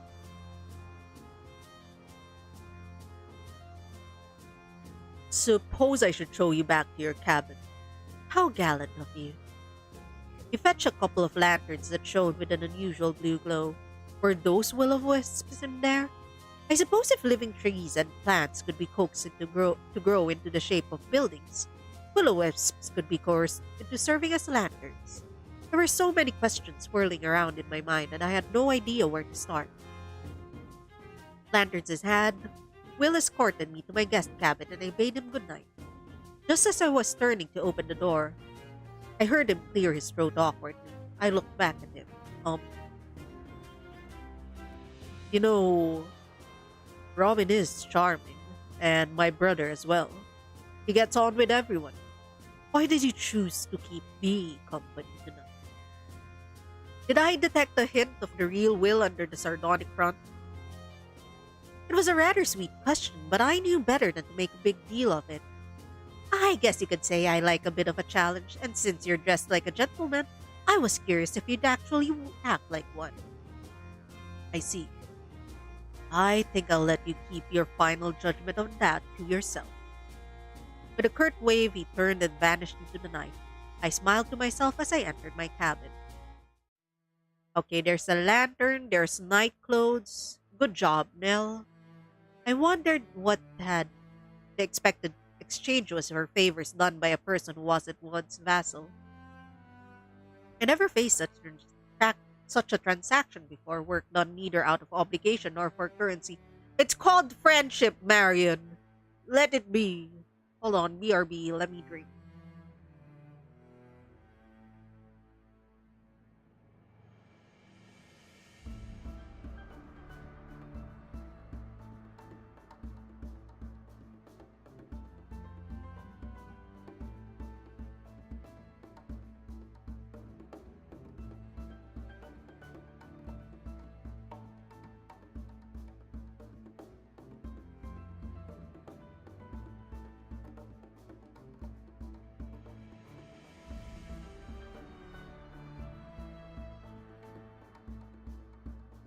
Okay, I'm no longer dying. Let's go. That question will have to wait for the morning. I shrugged out of my day clothes and into night ones and buried myself beneath the blankets. I stared at the blue light across my way.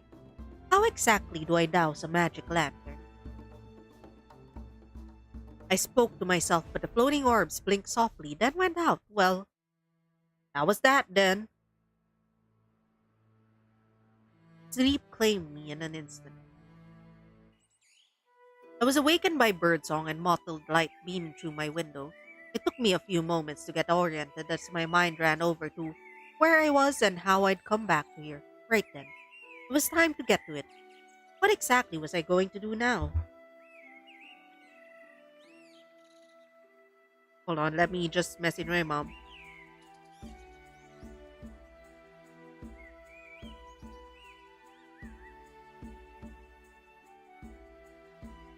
I was in a good position to negotiate for my own freedom with my father. If Robin of Locksley was as good as his word, and I suspected he was, I'd have assistance and shelter while I extricated myself from my engagement. On the other hand, who was to say that my father wouldn't simply begin looking for another nobleman whom to pawn me off? And was becoming a good lady of a whole truly what I wanted out of my life? Just months ago, it was the only future I could have seen. But today, I was starting to get an idea. A crazy, dangerous idea that would turn my entire life upside down. It felt like a new door was opening to me if I was brave and reckless enough to walk through it. I'd always thought of myself as an eminently sensible person.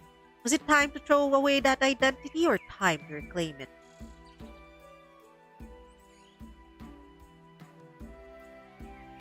I had a sense that Robin would keep his promise and safe return if I desired it. And yet before me stood a grand adventure that could change my life for good or for ill. If I negotiate with my dad, the game ends, by the way. It's like, oh, he sends you back to your dad. GG, well played. Please go. Hold on, I see drama on Twitter. Oh, nope. Okay. True, Robin and his friends might have been a bit barmy, and I had my own goals in mind. If this rebellion succeeded, I'd have personally assisted Nottingham's new leaders.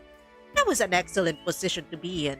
Besides, I didn't have to stick around if things did look like they were going south.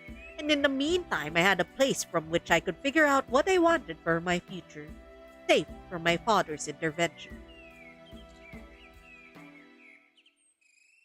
God damn it, Friar Talk. Look at that slutty man, though. Mind made up, I strode confidently out of my cabin and spotted Robin and his lieutenant sitting around at a stone table some distance away. They looked up at me as I approached, but I took my time, taking a seat and smiling pleasantly at them. I learned from bitter experience that the first step to being taken seriously was to act as though my inclusion was a matter of course. Robin and John looked at me with cheerful expectation. Will appeared uninterested, idly carving a block of wood with a small, sharp knife. But the final face at the table was the one that drew my attention. This new man looked more like a bandit than anyone I'd met the day before. His rusty red hair was artfully disheveled, as was his dark-hued outfit. He had had several days of beard growth and some obvious scars on his face. There was a rugged handsomeness about him that drew the eye. He sat down the wine goblet that he idly swirling and put out his hand. It's morning. Why are we drunk? Leighton Tuck, President Druid, he said simply, taking my hand and shaking it firmly instead of kissing it. I raised my eyebrows and heard Robin chuckle. As well-mannered as always. Pray forgive him, my lady. He doesn't have proper respect for any of his betters. If I ever meet my betters, Locksley, I'd be sure to summon some respect. The long utterance betrayed with a Spanish accent. Interesting. It wasn't often that somebody made it to this side of the wall. Robin's mysterious druid was becoming more and more of a puzzle. What is Spanish? Region north of Avalon, continent clan with a clan-based society.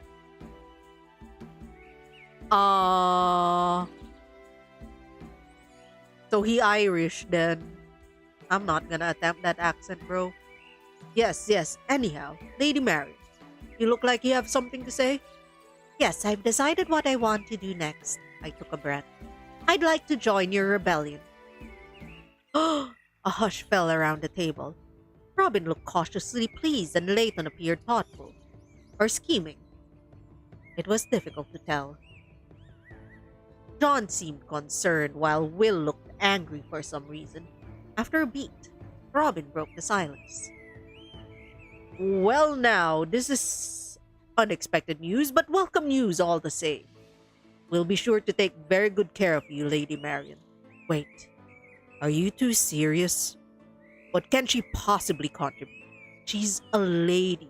She doesn't have a trade. She doesn't have... I cut him off with a cross look. This was the moment I've been waiting for. I may have failed to show my worth on the road yesterday, but now things were under my control. I'd be happy to show you what I can do. Would someone kindly fetch me a sword? Boom, boom, boom, boom, bam, bam.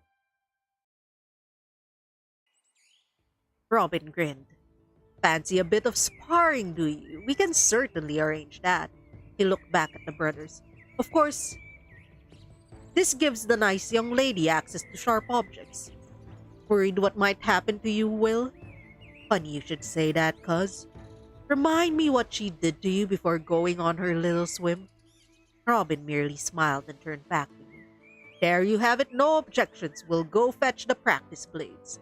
Leighton, would you mind terribly showing Lady Marion to the practice field?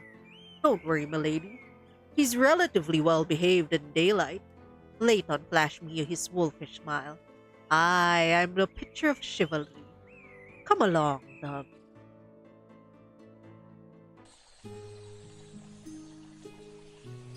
He led me to a large clearing in the middle of a magical valley. It was currently deserted, but was set up with archery targets on one side and practice dummies on the other.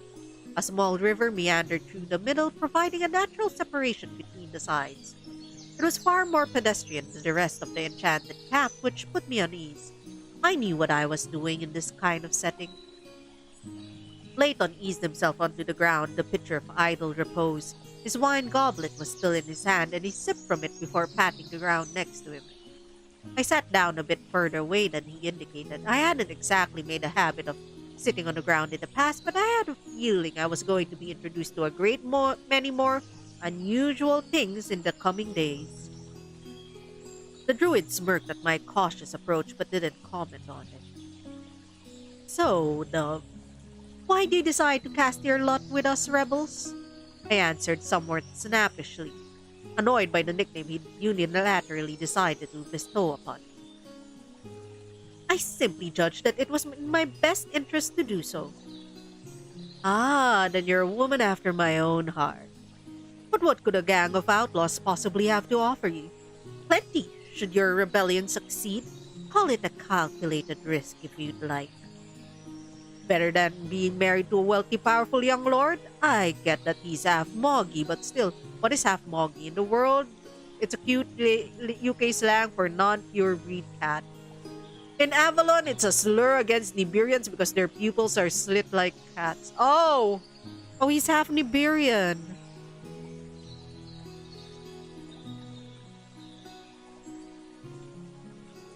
Hold on. Anyway, he's half Nibirian. Lord Joffrey was half Nibirian? That was interesting and highly unusual, especially since, the war was our generation. So imagine what it must have been like growing up being a half Nibirian.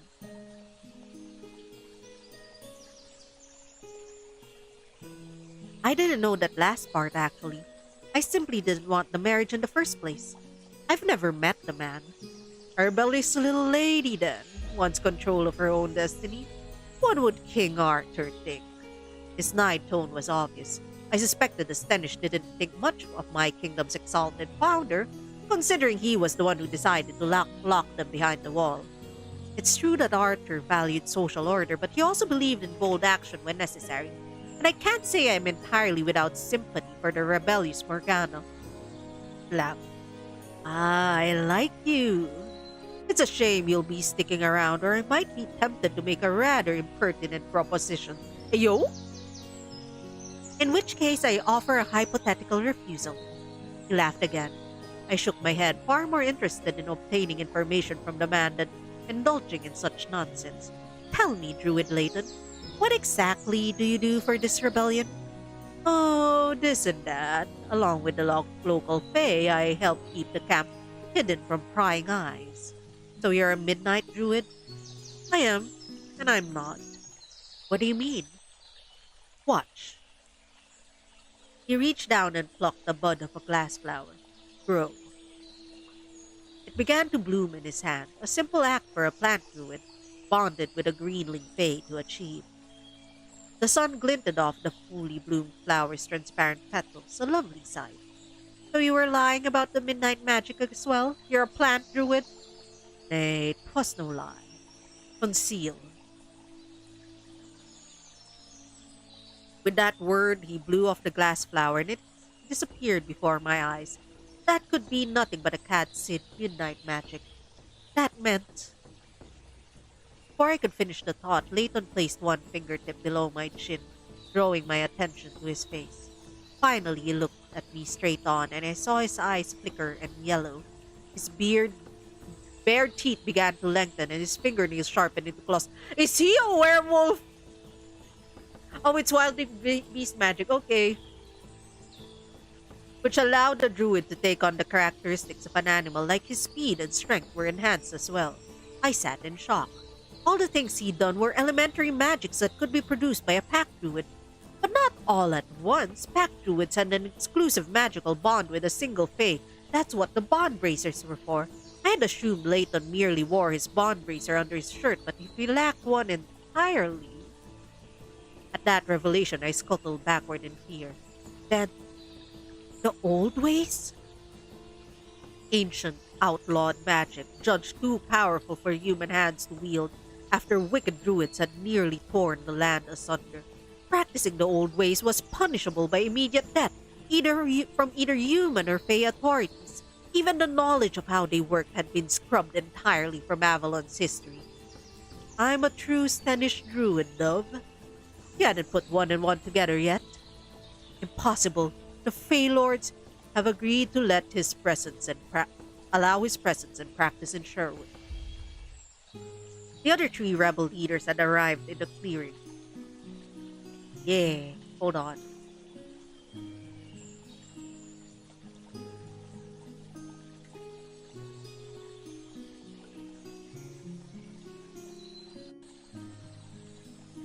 I stood up and faced them, trembling with confusion. But does Nottingham know? How are you not? What part of outlaws don't you understand, princess? If we upset your delicate sensibilities, I'll escort you back to your dear old daddy myself. Well, don't get me wrong. I neither like nor trust this man, but it is what it is. Even I have to admit his talents are useful. Why, thank you, young sir. The renegade druid stood and executed a mocking bow. Wait, but that means the Fey Lords of Sherwood have broken the pact. No, that was impossible. By their very nature, the Fey were bound to their oaths. That was one reason humanity had given them so much power in the pact. They could be trusted to uphold it to the letter. So if the Fey had broken the pact, that meant that humanity had broken it first. Normally, any Avalon who broke the pact would simply be executed. This situation implied that something was wrong on a historic scale. For some reason, the Sherwood Fey had enlisted a group of outlaws instead of the local druids and other human authorities. What in shadow could have caused such a breach of trust? My head spun and I felt my armpits dampen with sweat. Layton gave me a level look. Ah, you're a clever lassie. I see those water wheels spinning in your head. But they're getting naught else out of me. The Fey Lords' problems are their own, and it's best that they return to the rest that you aren't involved. Good day, Dovey. He strolled nonchalantly back towards the main camp. So, Princess, what'll it be? Is this all too much for you? I only paused for a moment. If something had caused the local Fey to break the pact, all the more reason I should be involved. I could alert the authorities if I discovered that Nottingham was in danger. Besides, my pride and stubborn streak won't allow me to back out. I squared my shoulders and stared the three rebel leaders down. I'm still in. Who wants to test my blade? Let's start with me. I'd like to see your forms, Marion.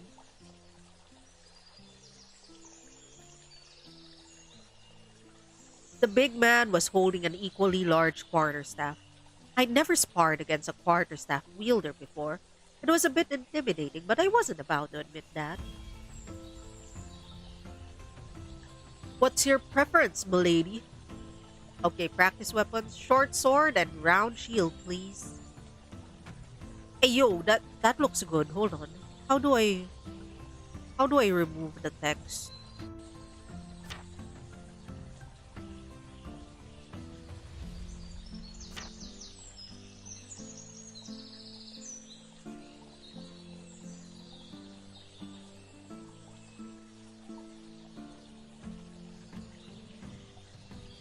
Hold on, they're self-voicing?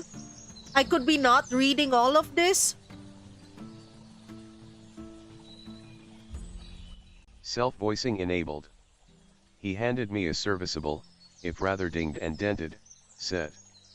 The blunt sword wasn't balanced well and was a bit larger than what I was used to. Never mind it. Self-voicing disabled. I'll read it myself. I saw why John was giving me a chance to practice my forms before getting it into an active sparring match, and I was grateful. Then I nodded to John and got into position. He held his staff out in front of him in a defensive position. It's ironwood, so don't worry that it'll damage it. Begin! I stepped forward, demonstrating a direct center body thrust. Look, I'm pretty sure we can't beat him up because it's John. It's little John. He's like the quarterstaff master. Also, just makes me feel bad that I can't kiss him yet. After we'd gone through the basic forms, I lowered my blade and smiled at him. All right, your turn. I readied my shield to receive his attacks and demonstrate my defensive capabilities, but he shook his head. I can't attack you. Man can ping me down and I thank him. Who said that? Who said that? Who said that little John can pin me down and I'd say thank you? Thank you. Me! I'm saying it. I'm claiming it. Why? Why isn't his route written yet? It's hardly my first time I'd encountered a combatant who refused to fight me. You won't hurt me. He gave me a gentle smile. If I were an ordinary man, I'm sure that would be true. This will take a few moments, if you please. He set his quarterstaff aside and I put my weapons down as well. You see my eyes? How they're golden. We're going up, up, up. It's our moment. K-pop demon hunters as ruining. I nodded. Golden eyes were possessed only by the blessed bloodlines who had founded the Ammonite religion that dominated Sunjata. I have a blessing from Amun, strength far greater than an ordinary man. But a blessing is a heavy responsibility and each one comes with challenges. My brother has a blessing as well, but they work differently. He gestured at Will, who nodded. He can decide when to use his amazing speed. I cannot do the same with my strength. I've practiced for many years, working to make sure I don't hurt anybody by accident. But it is more difficult with weapons. He can practice more. I'm here to help because we're very helpful here in Magindara VT channel. I'm very well trained and my body can act before my mind can stop it. So I do not fight anybody unless I must. Oh, is that why you fight with a staff instead of a blade? It is. I hope to only knock out my opponent if I judge poorly. I understand. Thank you for explaining. So another question nagged at me. So Will has a blessing related to speed? That explains a lot about yesterday. I only used it a couple of times. He spoke up sulkily. And what's the challenge that comes with your blessing? My brother might like to blab about his weakness, but do you think He uses up his body stores of energy very quickly. John interrupted him genially. Fine, yes. And I get very hungry. Make sure to keep him well stocked with dried fruits and meats for emergencies. Sensing a lull in the conversation after that, Robin stood up and dusted off his ties. All right, that's enough nattering on. Shall we have a go, milady? I'm but an ordinary man, so I'm happy to provide you with a true sparring match. That sounds excellent. I picked up my weapons and turned around to see Robin wielding a short sword and a parrying dagger. Interesting, he appeared to be left-handed. No shield? Too cumbersome. Now, milady, let's see what you have to offer us. We raise our weapons and advance upon each other. Blank, blank.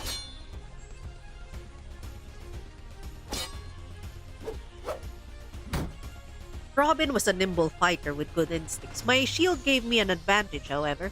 I could use it both for offense and defense, while his dagger could barely bat my sword away. Hey, thank you for the hydrate redeem. I needed it so much, Drake. I'm about to run out of water.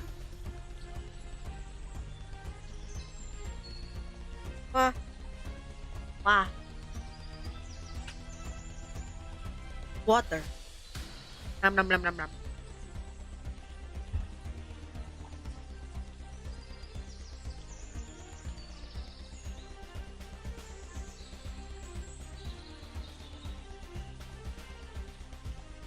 He didn't have the reach to get around my shield, especially with our sword hands being on the same side.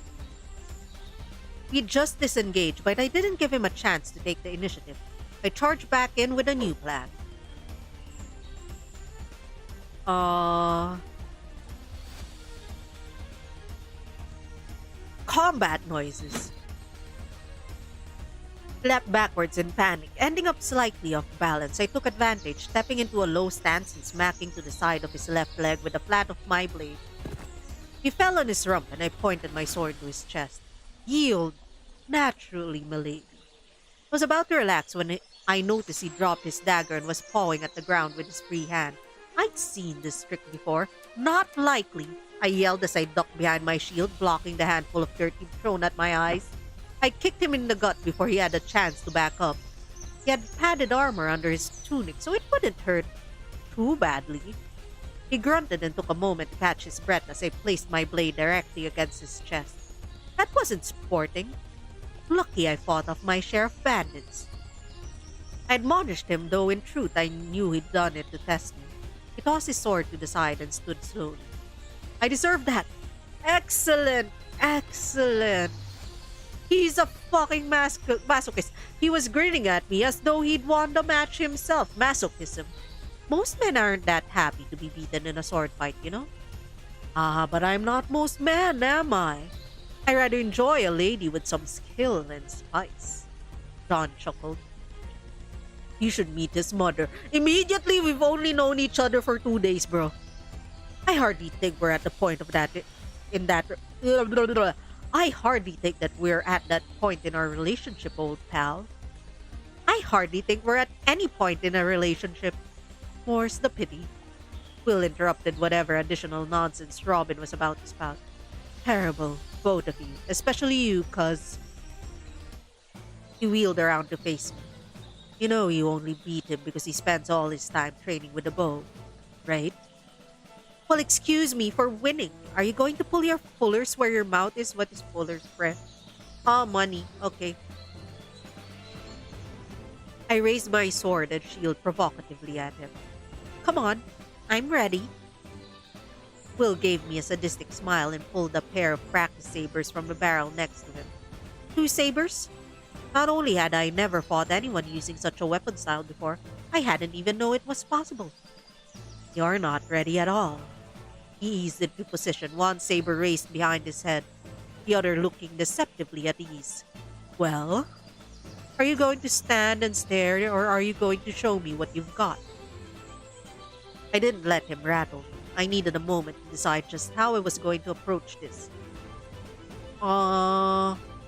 Attack strat. Wait, hold on.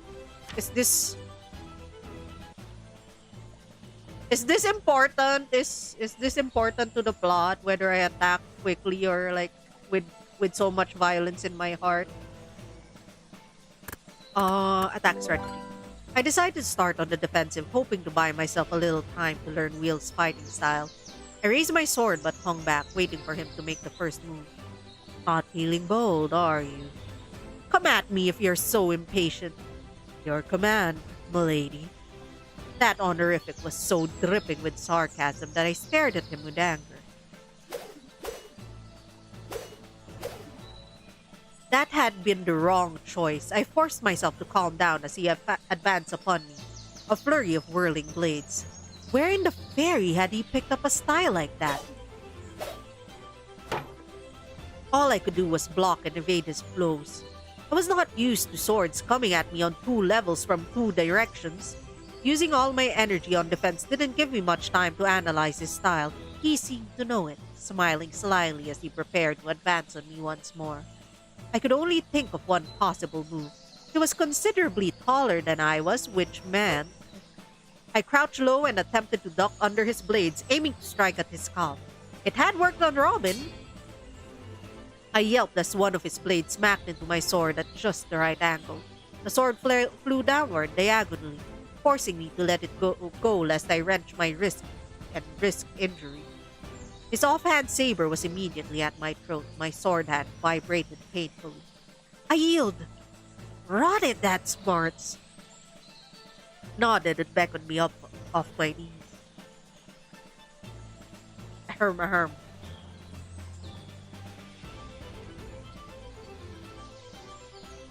Sorry, but I like my legs as they are. Not a bad gambit, but you'll need a lot more skill to trick me. I didn't even care about his superior attitude anymore. He earned it. You're amazing. Where did you learn to fight like that? He gave a seemingly disinterested shrug as he wiped off his practice plates and tossed them back into the bin. Always had been good at physical things. Saw it in a book from Nibiru. Had a lot of time alone to practice when they went off to war without me. You didn't even use your blessing, did you? Why would I? Didn't need it. Didn't need John to yell at me for using it either. I'm glad to hear you're learning. Will rolled his eyes and slumped back against a tree, arms crossed as usual. Apparently he was done with conversation. Robin clapped his hands briskly. Right then, bravely fought, milady. Don't feel bad. Will can disarm most men with one hand behind his back. He looked at John and the two nodded at each other with the ease of long-time boon companions. Are they kissing? Are Robin and John kissing? Because, you know what? Understandable. Have they? We'll have a meeting or two to decide how you might best serve the rebellion if that's amenable to you. Of course. Despite my ignominious defeat at Wheel's Sand, I'd done it. I'd proved myself to them. Wait. It seemed he wasn't done speaking of after all. Of course. Aren't you even going to ask her why she wants to join us? Just because she's pretty and has the vague idea of which side is the pommel and which side is the blade. Oh, I think she's better than that, but fair enough. How about it, Lady Marion? I thought it imprudent to reveal my entire thought process, but it was, indeed, fair to ask after my motives, even if Will had been less than courteous about it. Want to win my freedom? Yeah. There were two possible reasons I could give for wanting to join the rebellion. Both contained a kernel of truth that I hope would be enough to convince the men of my sincerity. My father tried to cage me in a marriage I didn't want. I didn't exactly relish being dragged out of my carriage by force, but I have to admit you gave me a chance to escape. I want to prove myself to your rebellion, help you win it, and earn my freedom. I hope you'll come to believe in our goals as well, milady. Freedom is in short supply here in Nottingham. I wouldn't be here if you hadn't made your case to me yesterday. If you spoke true, Lord Joffrey has gone too far. I'd like to confirm it with my own eyes. Will looked thoughtful. I suppose that's all right. A bit selfish, granted. Didn't you just join us for the same reason, brother? I joined to help everyone win their freedom, not just myself. Not that you'd understand. Baka. Will stalked off at that, so Robin and John gave me an extensive tour of the valley that the rebels called home. It had everything a small village could want. Along with the areas I had already seen, they had stables, a field for livestock, some garden plants for fresh fruit and vegetables, and even a small vineyard that Layton tended near his isolated cabin. Our final stop was an area full of beautifully decorated bowers, useful for private meetings or general seclusion in the busy camp. We have a fucking boardroom in the camp. We came upon Nell in one bower, busily repairing a pile of tattered tunics. And here we are. Nell, would you... I can read, hold on.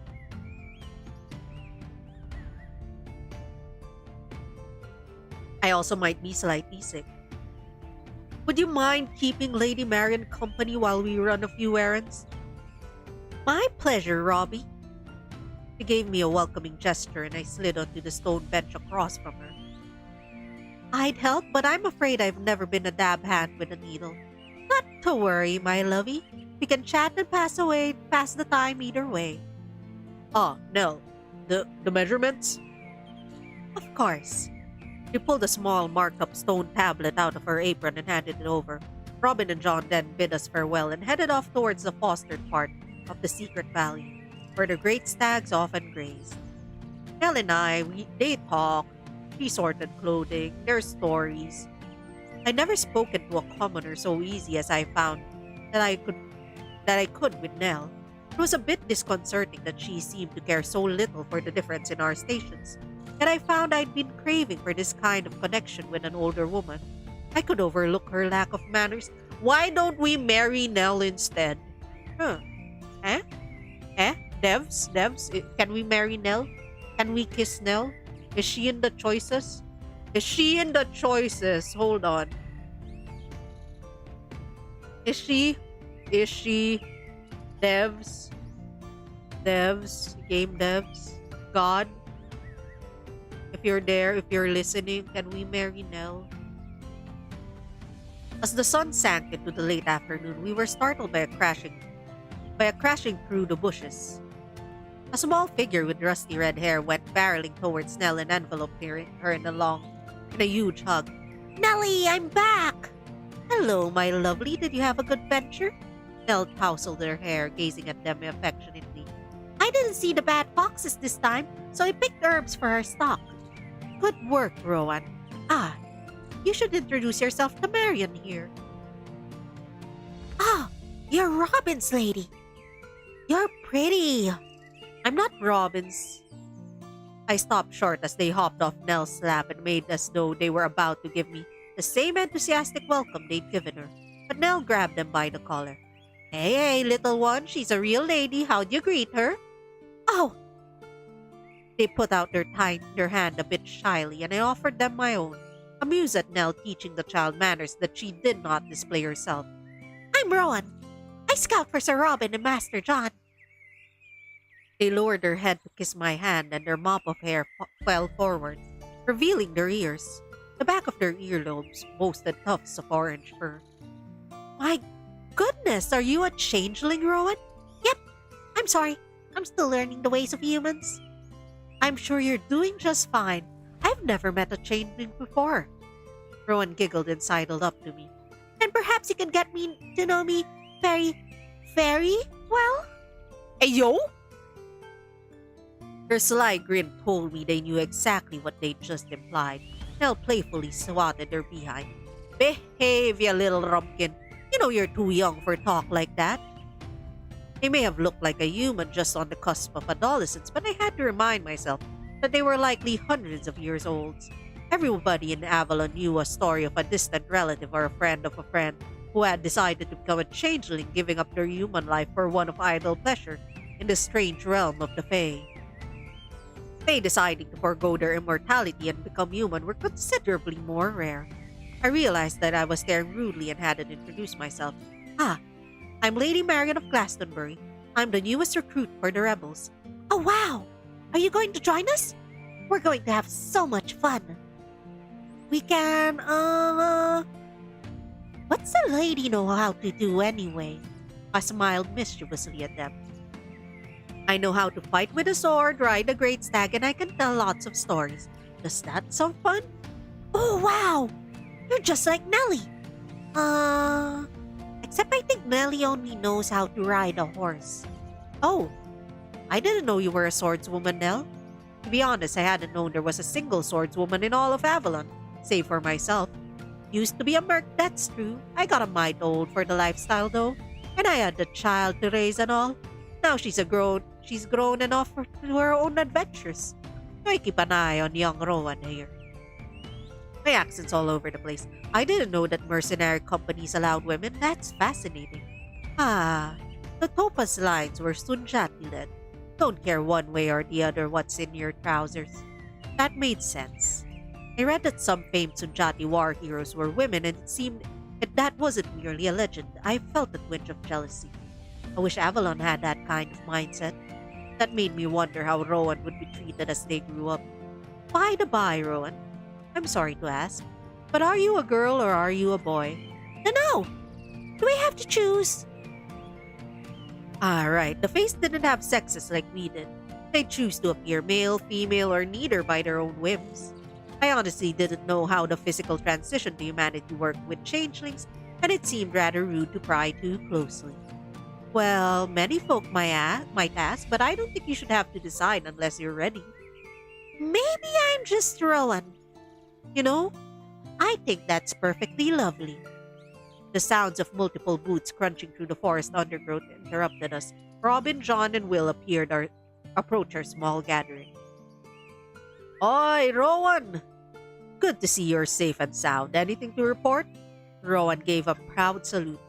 All clear of bad foxes, boss. That's what I'd like to hear. He turned to me and explained.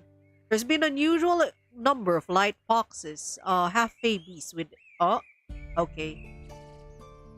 Adopted by herd druids to aid in their tracking services. In the woods around here lately, Rowan says there's something odd about them. I suspect they're under the control of Nottingham's druids trying to track us down. I was a fox wildling, so I know foxes. Given Rowan's look and demeanor, the fact didn't surprise me at the least. Well, you did mention the druidic order seemed to be cooperating primarily with Lord Joffrey, did you not? Yes, and half-fey creatures stand a better chance of finding us than human trackers, with our fake protection. Rowan here is helping flummox the beasts. He ruffled Rowan's hair, and the changeling smiled happily. Nell took their hand, and the two left the rest of us to our business. Any road, we come with gifts, milady. Robin removed his pack and pulled out a pair of soft deerskin boots. These should be more to your size. And here. He removed the sword that was scabbarded about his belt and placed it on the table in front of him. Nell provided your wingspan, so to speak. This should be sized and balanced well for you. Thank you so much. A smuggler we knew had a small supply. There's been a call for contraband swords of all sizes. What with the swordinance? Swordinance? Swordinance? The swordinance? John grinned like he'd just told an amazing joke. There's a law in Nottingham right now. Only nobility can carry swords. It's meant to quell rebellion amongst the lower classes. But mostly it's just led to an increase in smuggling and some exceedingly long knives. Do they really call it the... They do not. My brother is overly fond of puns. Come now, brother, it's a good one. Will rolled his eyes. I wondered if anybody had ever told him they'd roll right out of his head someday. Then, to my surprise, he stepped forward. He thrust a closed fist towards me. I held out my palm, and he wordlessly dropped a small object into it. Kroga's whistle! I thought my great stag was out of reach, but there was a chance she'd hear the whistle's call if she had wandered into the borderlands of Fae while searching for him. So you raided my dowry chest after all. Told you I'm quick. I hope you enjoyed pawing through my unmentionables. Will snorted. Nothing I haven't seen before. Had to leave most of the goods on the road though, with the sheriff's men on the way. Thought you'd want that at least. Thank you, truly. It's all I really needed. My great stag, my baby girl. John stepped forward with a small package for me. Will, paper and ink. You will want to write to your father, no? I grimaced. I suppose I should get that over with. But thank you, all of you. Consider it our apology for yesterday, milady. I suppose I could find it in my heart to forgive you. I spoke teasingly and was rewarded with a duo of charming smiles from Robin and John. And Will's like, I'm Will. I decided to write to my father before sunset darkened the sky. I hoped to convince him not to attempt to retrieve me, as I had no desire to be rescued. The only question was whether I wanted to convey my full anger at my father now that I was safely far away, or if I wanted to open the possibility for reconciliation in the future. Fuck you, Dad. You trapped me into a marriage. I wrote a short, angry letter telling him I'd joined the rebellion against Lord Joffrey and not to bother searching for me. I made certain to mention the poor security of the trade road along Sherwood, knowing it would goad my father into annulling the engagement.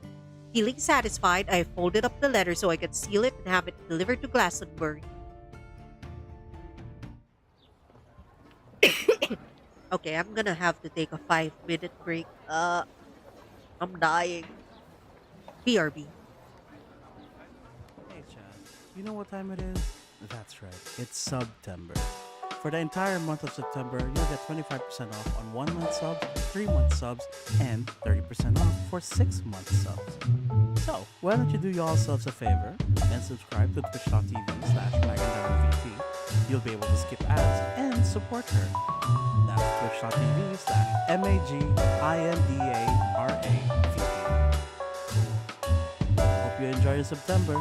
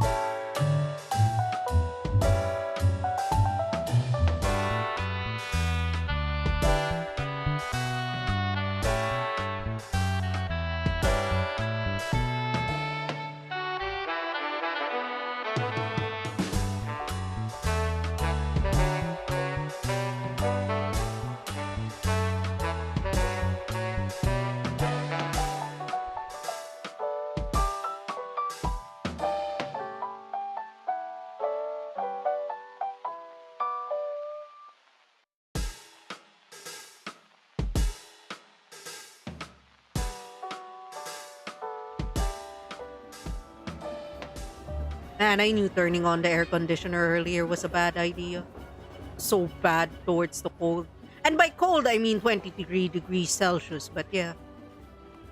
Long live King Richard! Yeah! I had taken supper with the leaders of the rebellion and they'd just done their daily cheer for their missing king.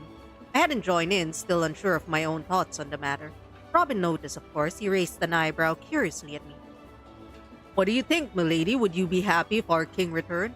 I pondered how to best answer him.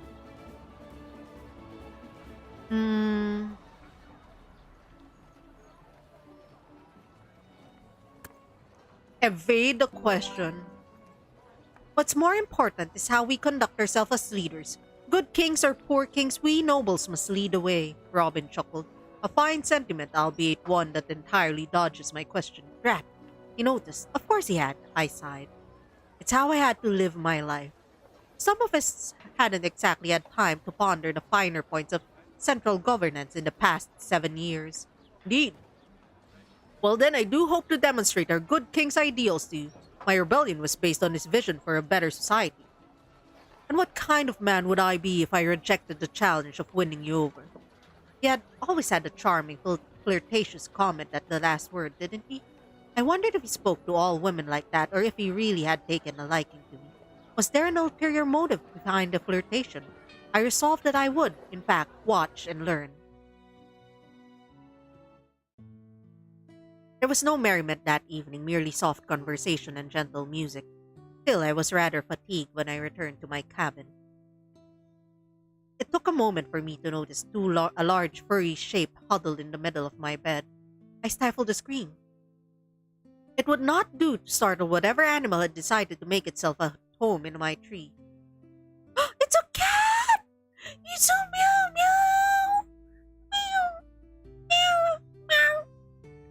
I was about to sneak back out and seek assistance when I heard a soft murr from the bed. I turned to see my guest was a rather large cat. It stretched and gazed at me curiously. A wild cat, perhaps, though it was awfully calm. Hello, kitty. It's voice acted. Did you have a nice nap on my bed? Would you like to jump back out of the window now? The cat merely lay there, blinking slowly at me in contentment. I walked cautiously towards it, trying to inspect it or to flee. Instead, it perked up, awaiting me as though it was a house cat. A suspicion formed in my mind. Hello! Hello, Gia. Welcome. How are you doing? We are playing a dating sim called Ayo, it's Ace Attorney, let's go! My favorite game. Gia Raid. Hi, Glitched Astral. Hello, magandang araw, my magandang cannibal mermaid VTuber. We are playing Maid Marion. It is a dating sim where we are like Marion from the Robin Hood. We're Marion from the Robin Hood tales, right? So we are dating the boys from the Robin Hood's Merry Men. So our dateable characters are for now it's only Robin and Will that have complete routes because this is an early access game, but eventually we will have Little John, we have Alana of Dale, we have Guilalon, we have a mage, we have Sheriff of Nottingham and Friar Tuck in an upcoming DLC. It's a Fae Danger Cat. Is it a Danger Cat? Honestly, might be because there's a lot of fairies in this game. Like the entire band of Robin Hood is in this area in Sherwood Forest that's protected by fairies. And Friar Tuck is actually like an illegal druid practicing illegally. Also a redhead, also the sluttiest man I've ever met in a Robin Hood dating sim. Not that I've played a lot. But welcome. Thank you for the raid. Thank you for like bringing your community. I hope you enjoyed Phoenix Wright because that is a very fun game. Man, I'm so glad, right, that there was a Phoenix Wright announcement in Capcom, and I'm so glad it wasn't we're releasing a new version of Phoenix Wright Ace Attorney, because if they did, I would still read it. I would still buy it again. Yeah, Cannibal Mermaid VTuber. Hello, Hisyam. Welcome. Is the cat safe? Is a cat friend? My grandmother was forever accusing me of being a changeling. Lol, there's changelings in this game too. Catsit were the only greater fae who walk physically in our world. They look just like ordinary cats or wild cats, which is why Avalons always treat cats with respect. It was considered quite rude to identify a catsit out loud, so common courtesy was to play along with the ruse, even if they were doing a poor job of hiding their nature. Like this particular cat. Okay, so we're sure this is a fairy cat. May I pet you, Your Highness? I held out a tentative arm. The cat rubbed itself on my hand and greeting. Well, it looks like we're going to be friends then. Purr. Too large to be a domestic cat, too friendly to be a wild cat. I sighed. Why not? My day obviously hasn't been odd enough. Time for bed, kitty. The cat stared at me. I had the strangest feeling that it was telling me it wished to be called something more dignified than kitty. I'll name you Ming Meow. You wish me to call you by a name? I thought for a moment. Would Aidan do? I think it suits a majestic feline just like yourself. Oh my god, thank you for the hydrate redeem, Zia. I'm dying.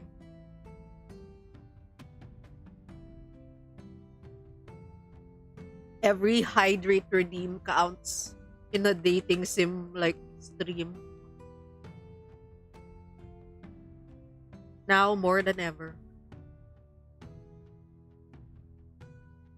It accompanied that vocalization with a friendly headbutt against my hip. A positive response then. All right, Aiden. Now, I truly do need some sleep tonight, alright? We have a cat now. It's a fairy cat. It took some time for me to fall asleep. My mind was racing through all the incredible things I'd encountered. A renegade druid practicing forbidden arts, two men with divinely granted powers, a changeling, a cat Cid, all led by a single, all too human former lord, whose greatest power seemed to be a touch of charisma and a dollop of infectious idealism. Who were these people? At that point, I couldn't even think about regretting my choice to join this motley band. I was far too curious to what I would see on the morrow. I hope. Oh, lurk well. Next morning, I met the rebel leaders at the Bowers per their instructions. Even Leighton had joined them. I fought off a small shiver at fear at his presence. Good morning, milady. Are you ready to make the decision of your life? That sounds grandiose. Call it the decision of your summer, then. He gestured around the table. We would like to formally invite you to the Sherwood Rebellion. Do you accept? I do. Excellent. We thought it would be best to have you work with one of us as a partner. You'll assist your partner with the main responsibilities and stand by them in battle. Your partner will also be responsible for continuing your lessons in weaponcraft and other skills. I was tempted to keep you for myself, but I was reminded that it would be best to give you a choice. He winked at John, who flashed a satisfied smile. Would you like to hear what we have to offer you? Interesting. I suppose that working directly with one of these men would be the easiest way to integrate me into the group. The rank-and-file rebellion members, Nell and Rowan aside, still seem shy of me. Go ahead, I'm listening.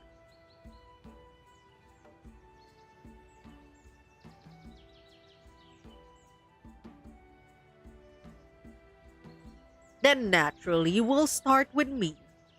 Beyond my role as the rebellion's leader, I'm responsible for working with the people of Nottingham and ensuring we're ready for the uprising. I lead our most visible aid efforts, particularly in the Brambles where the poorest of Nottingham people live.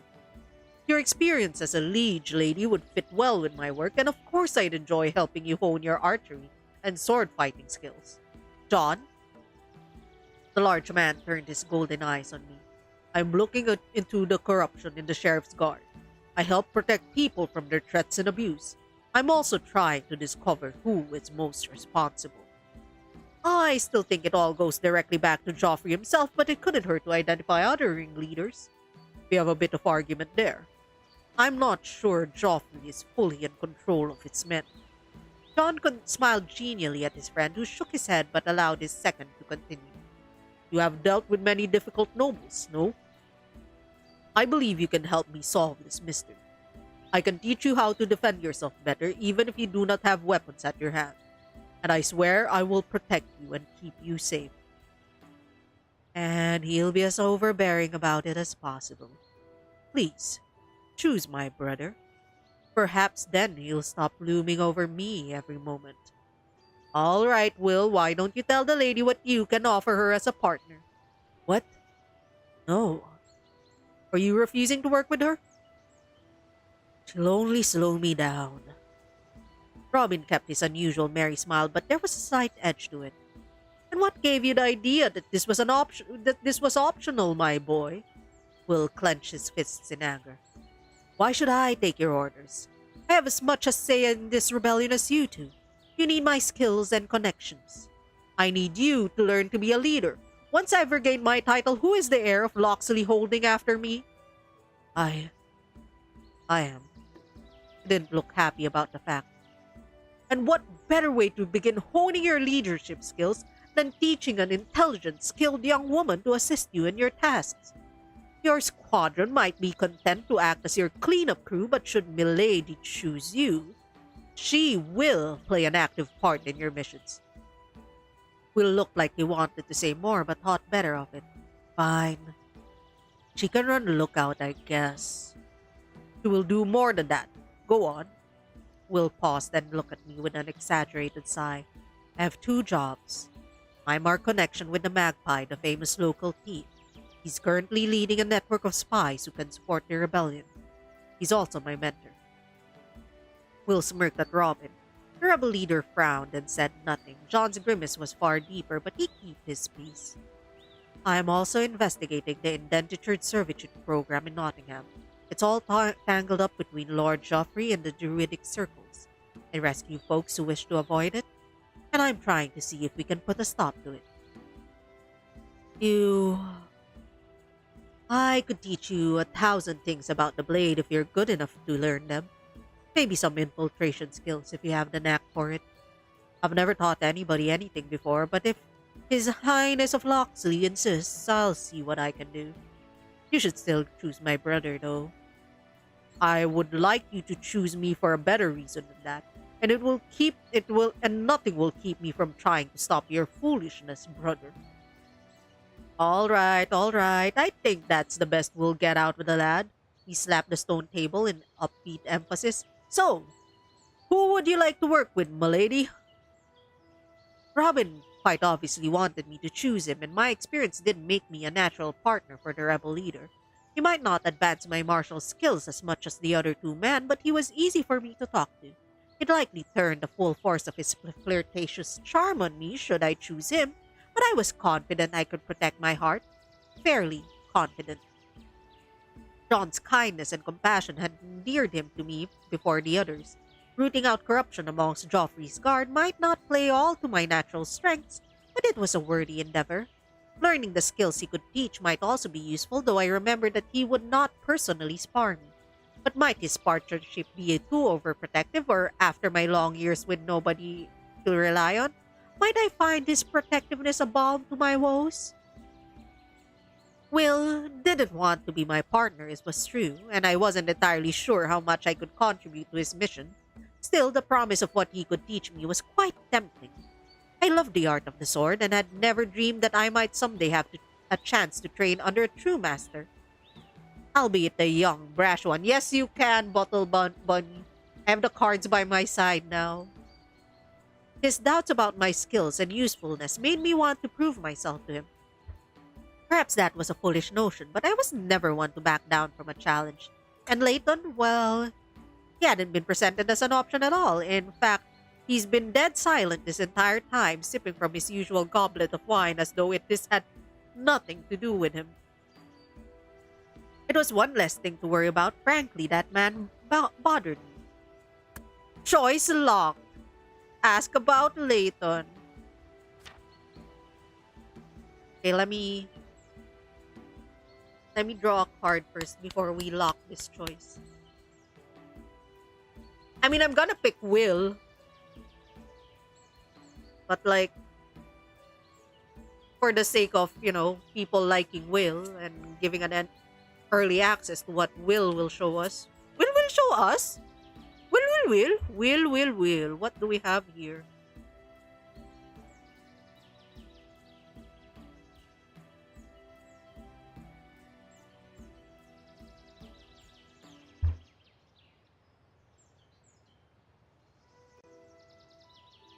Ayaw sumama ng isang card. Isang card lang. The Chariot upside down, pre. Why is it upside down? Why is the Chariot upside down? What is the upside down Chariot, pre? You have lost control. Your attention is everywhere. And you need to redirect yourself to get to what you want. Yippee! Have fun. Have fun with that information. Do with it as you will. Hey, yo, Will! Will. And that was... Draw a tarot card. I looked straight at my prospective partner. He wasn't going to be happy about this. I'm sorry, Will.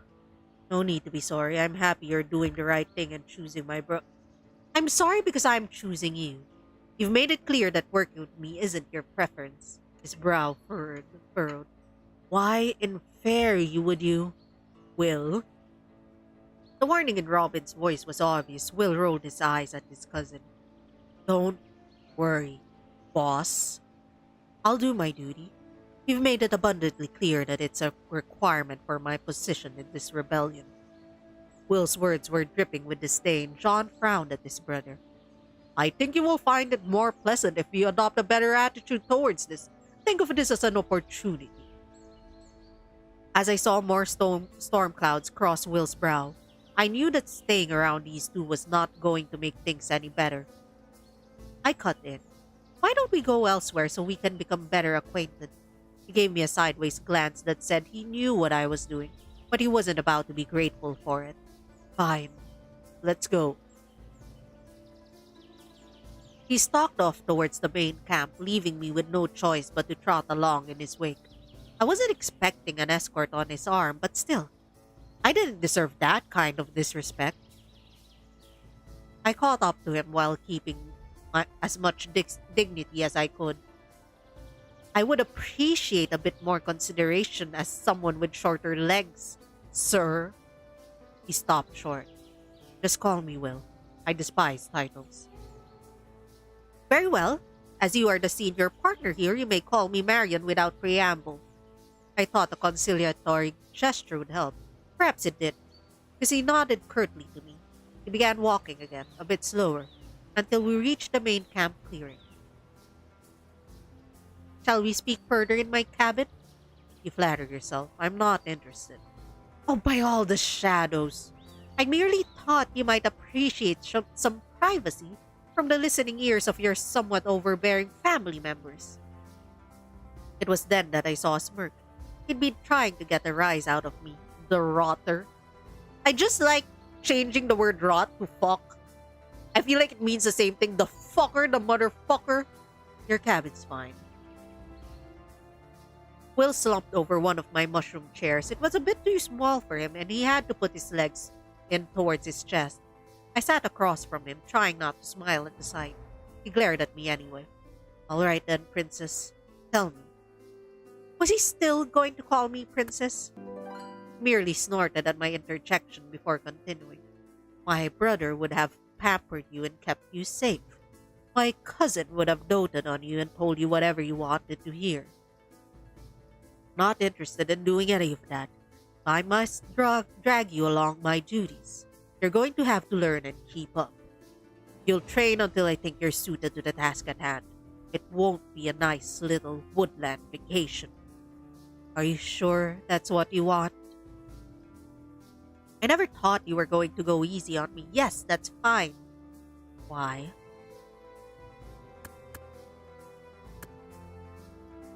You've marked me wrong. I like a challenge. It's your fault, you know. The moment you doubted my ability, I was determined to show you otherwise. I spent the past 5 years proving the cranky old lords that I'm not some shit to be discounted. I've decided that I'd rather enjoy showing them up. So if you're determined to be a cranky old lord in a young man's body, I'll treat you accordingly. Put me through your paces. I'll measure up. I always do. He stared me down a few moments. I stared right back. That was a lively speech. You'll have to learn a lot more than swordsmanship, though.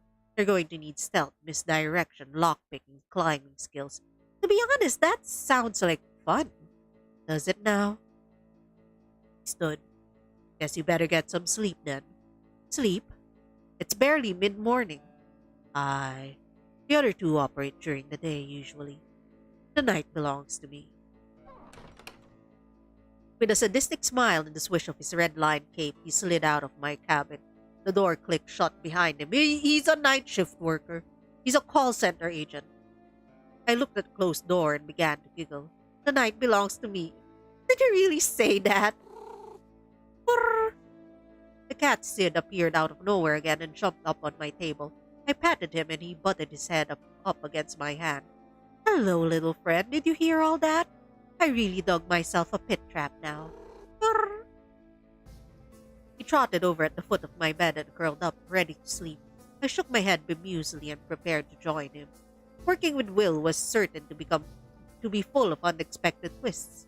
And yet, I couldn't find myself regretting my choice at all.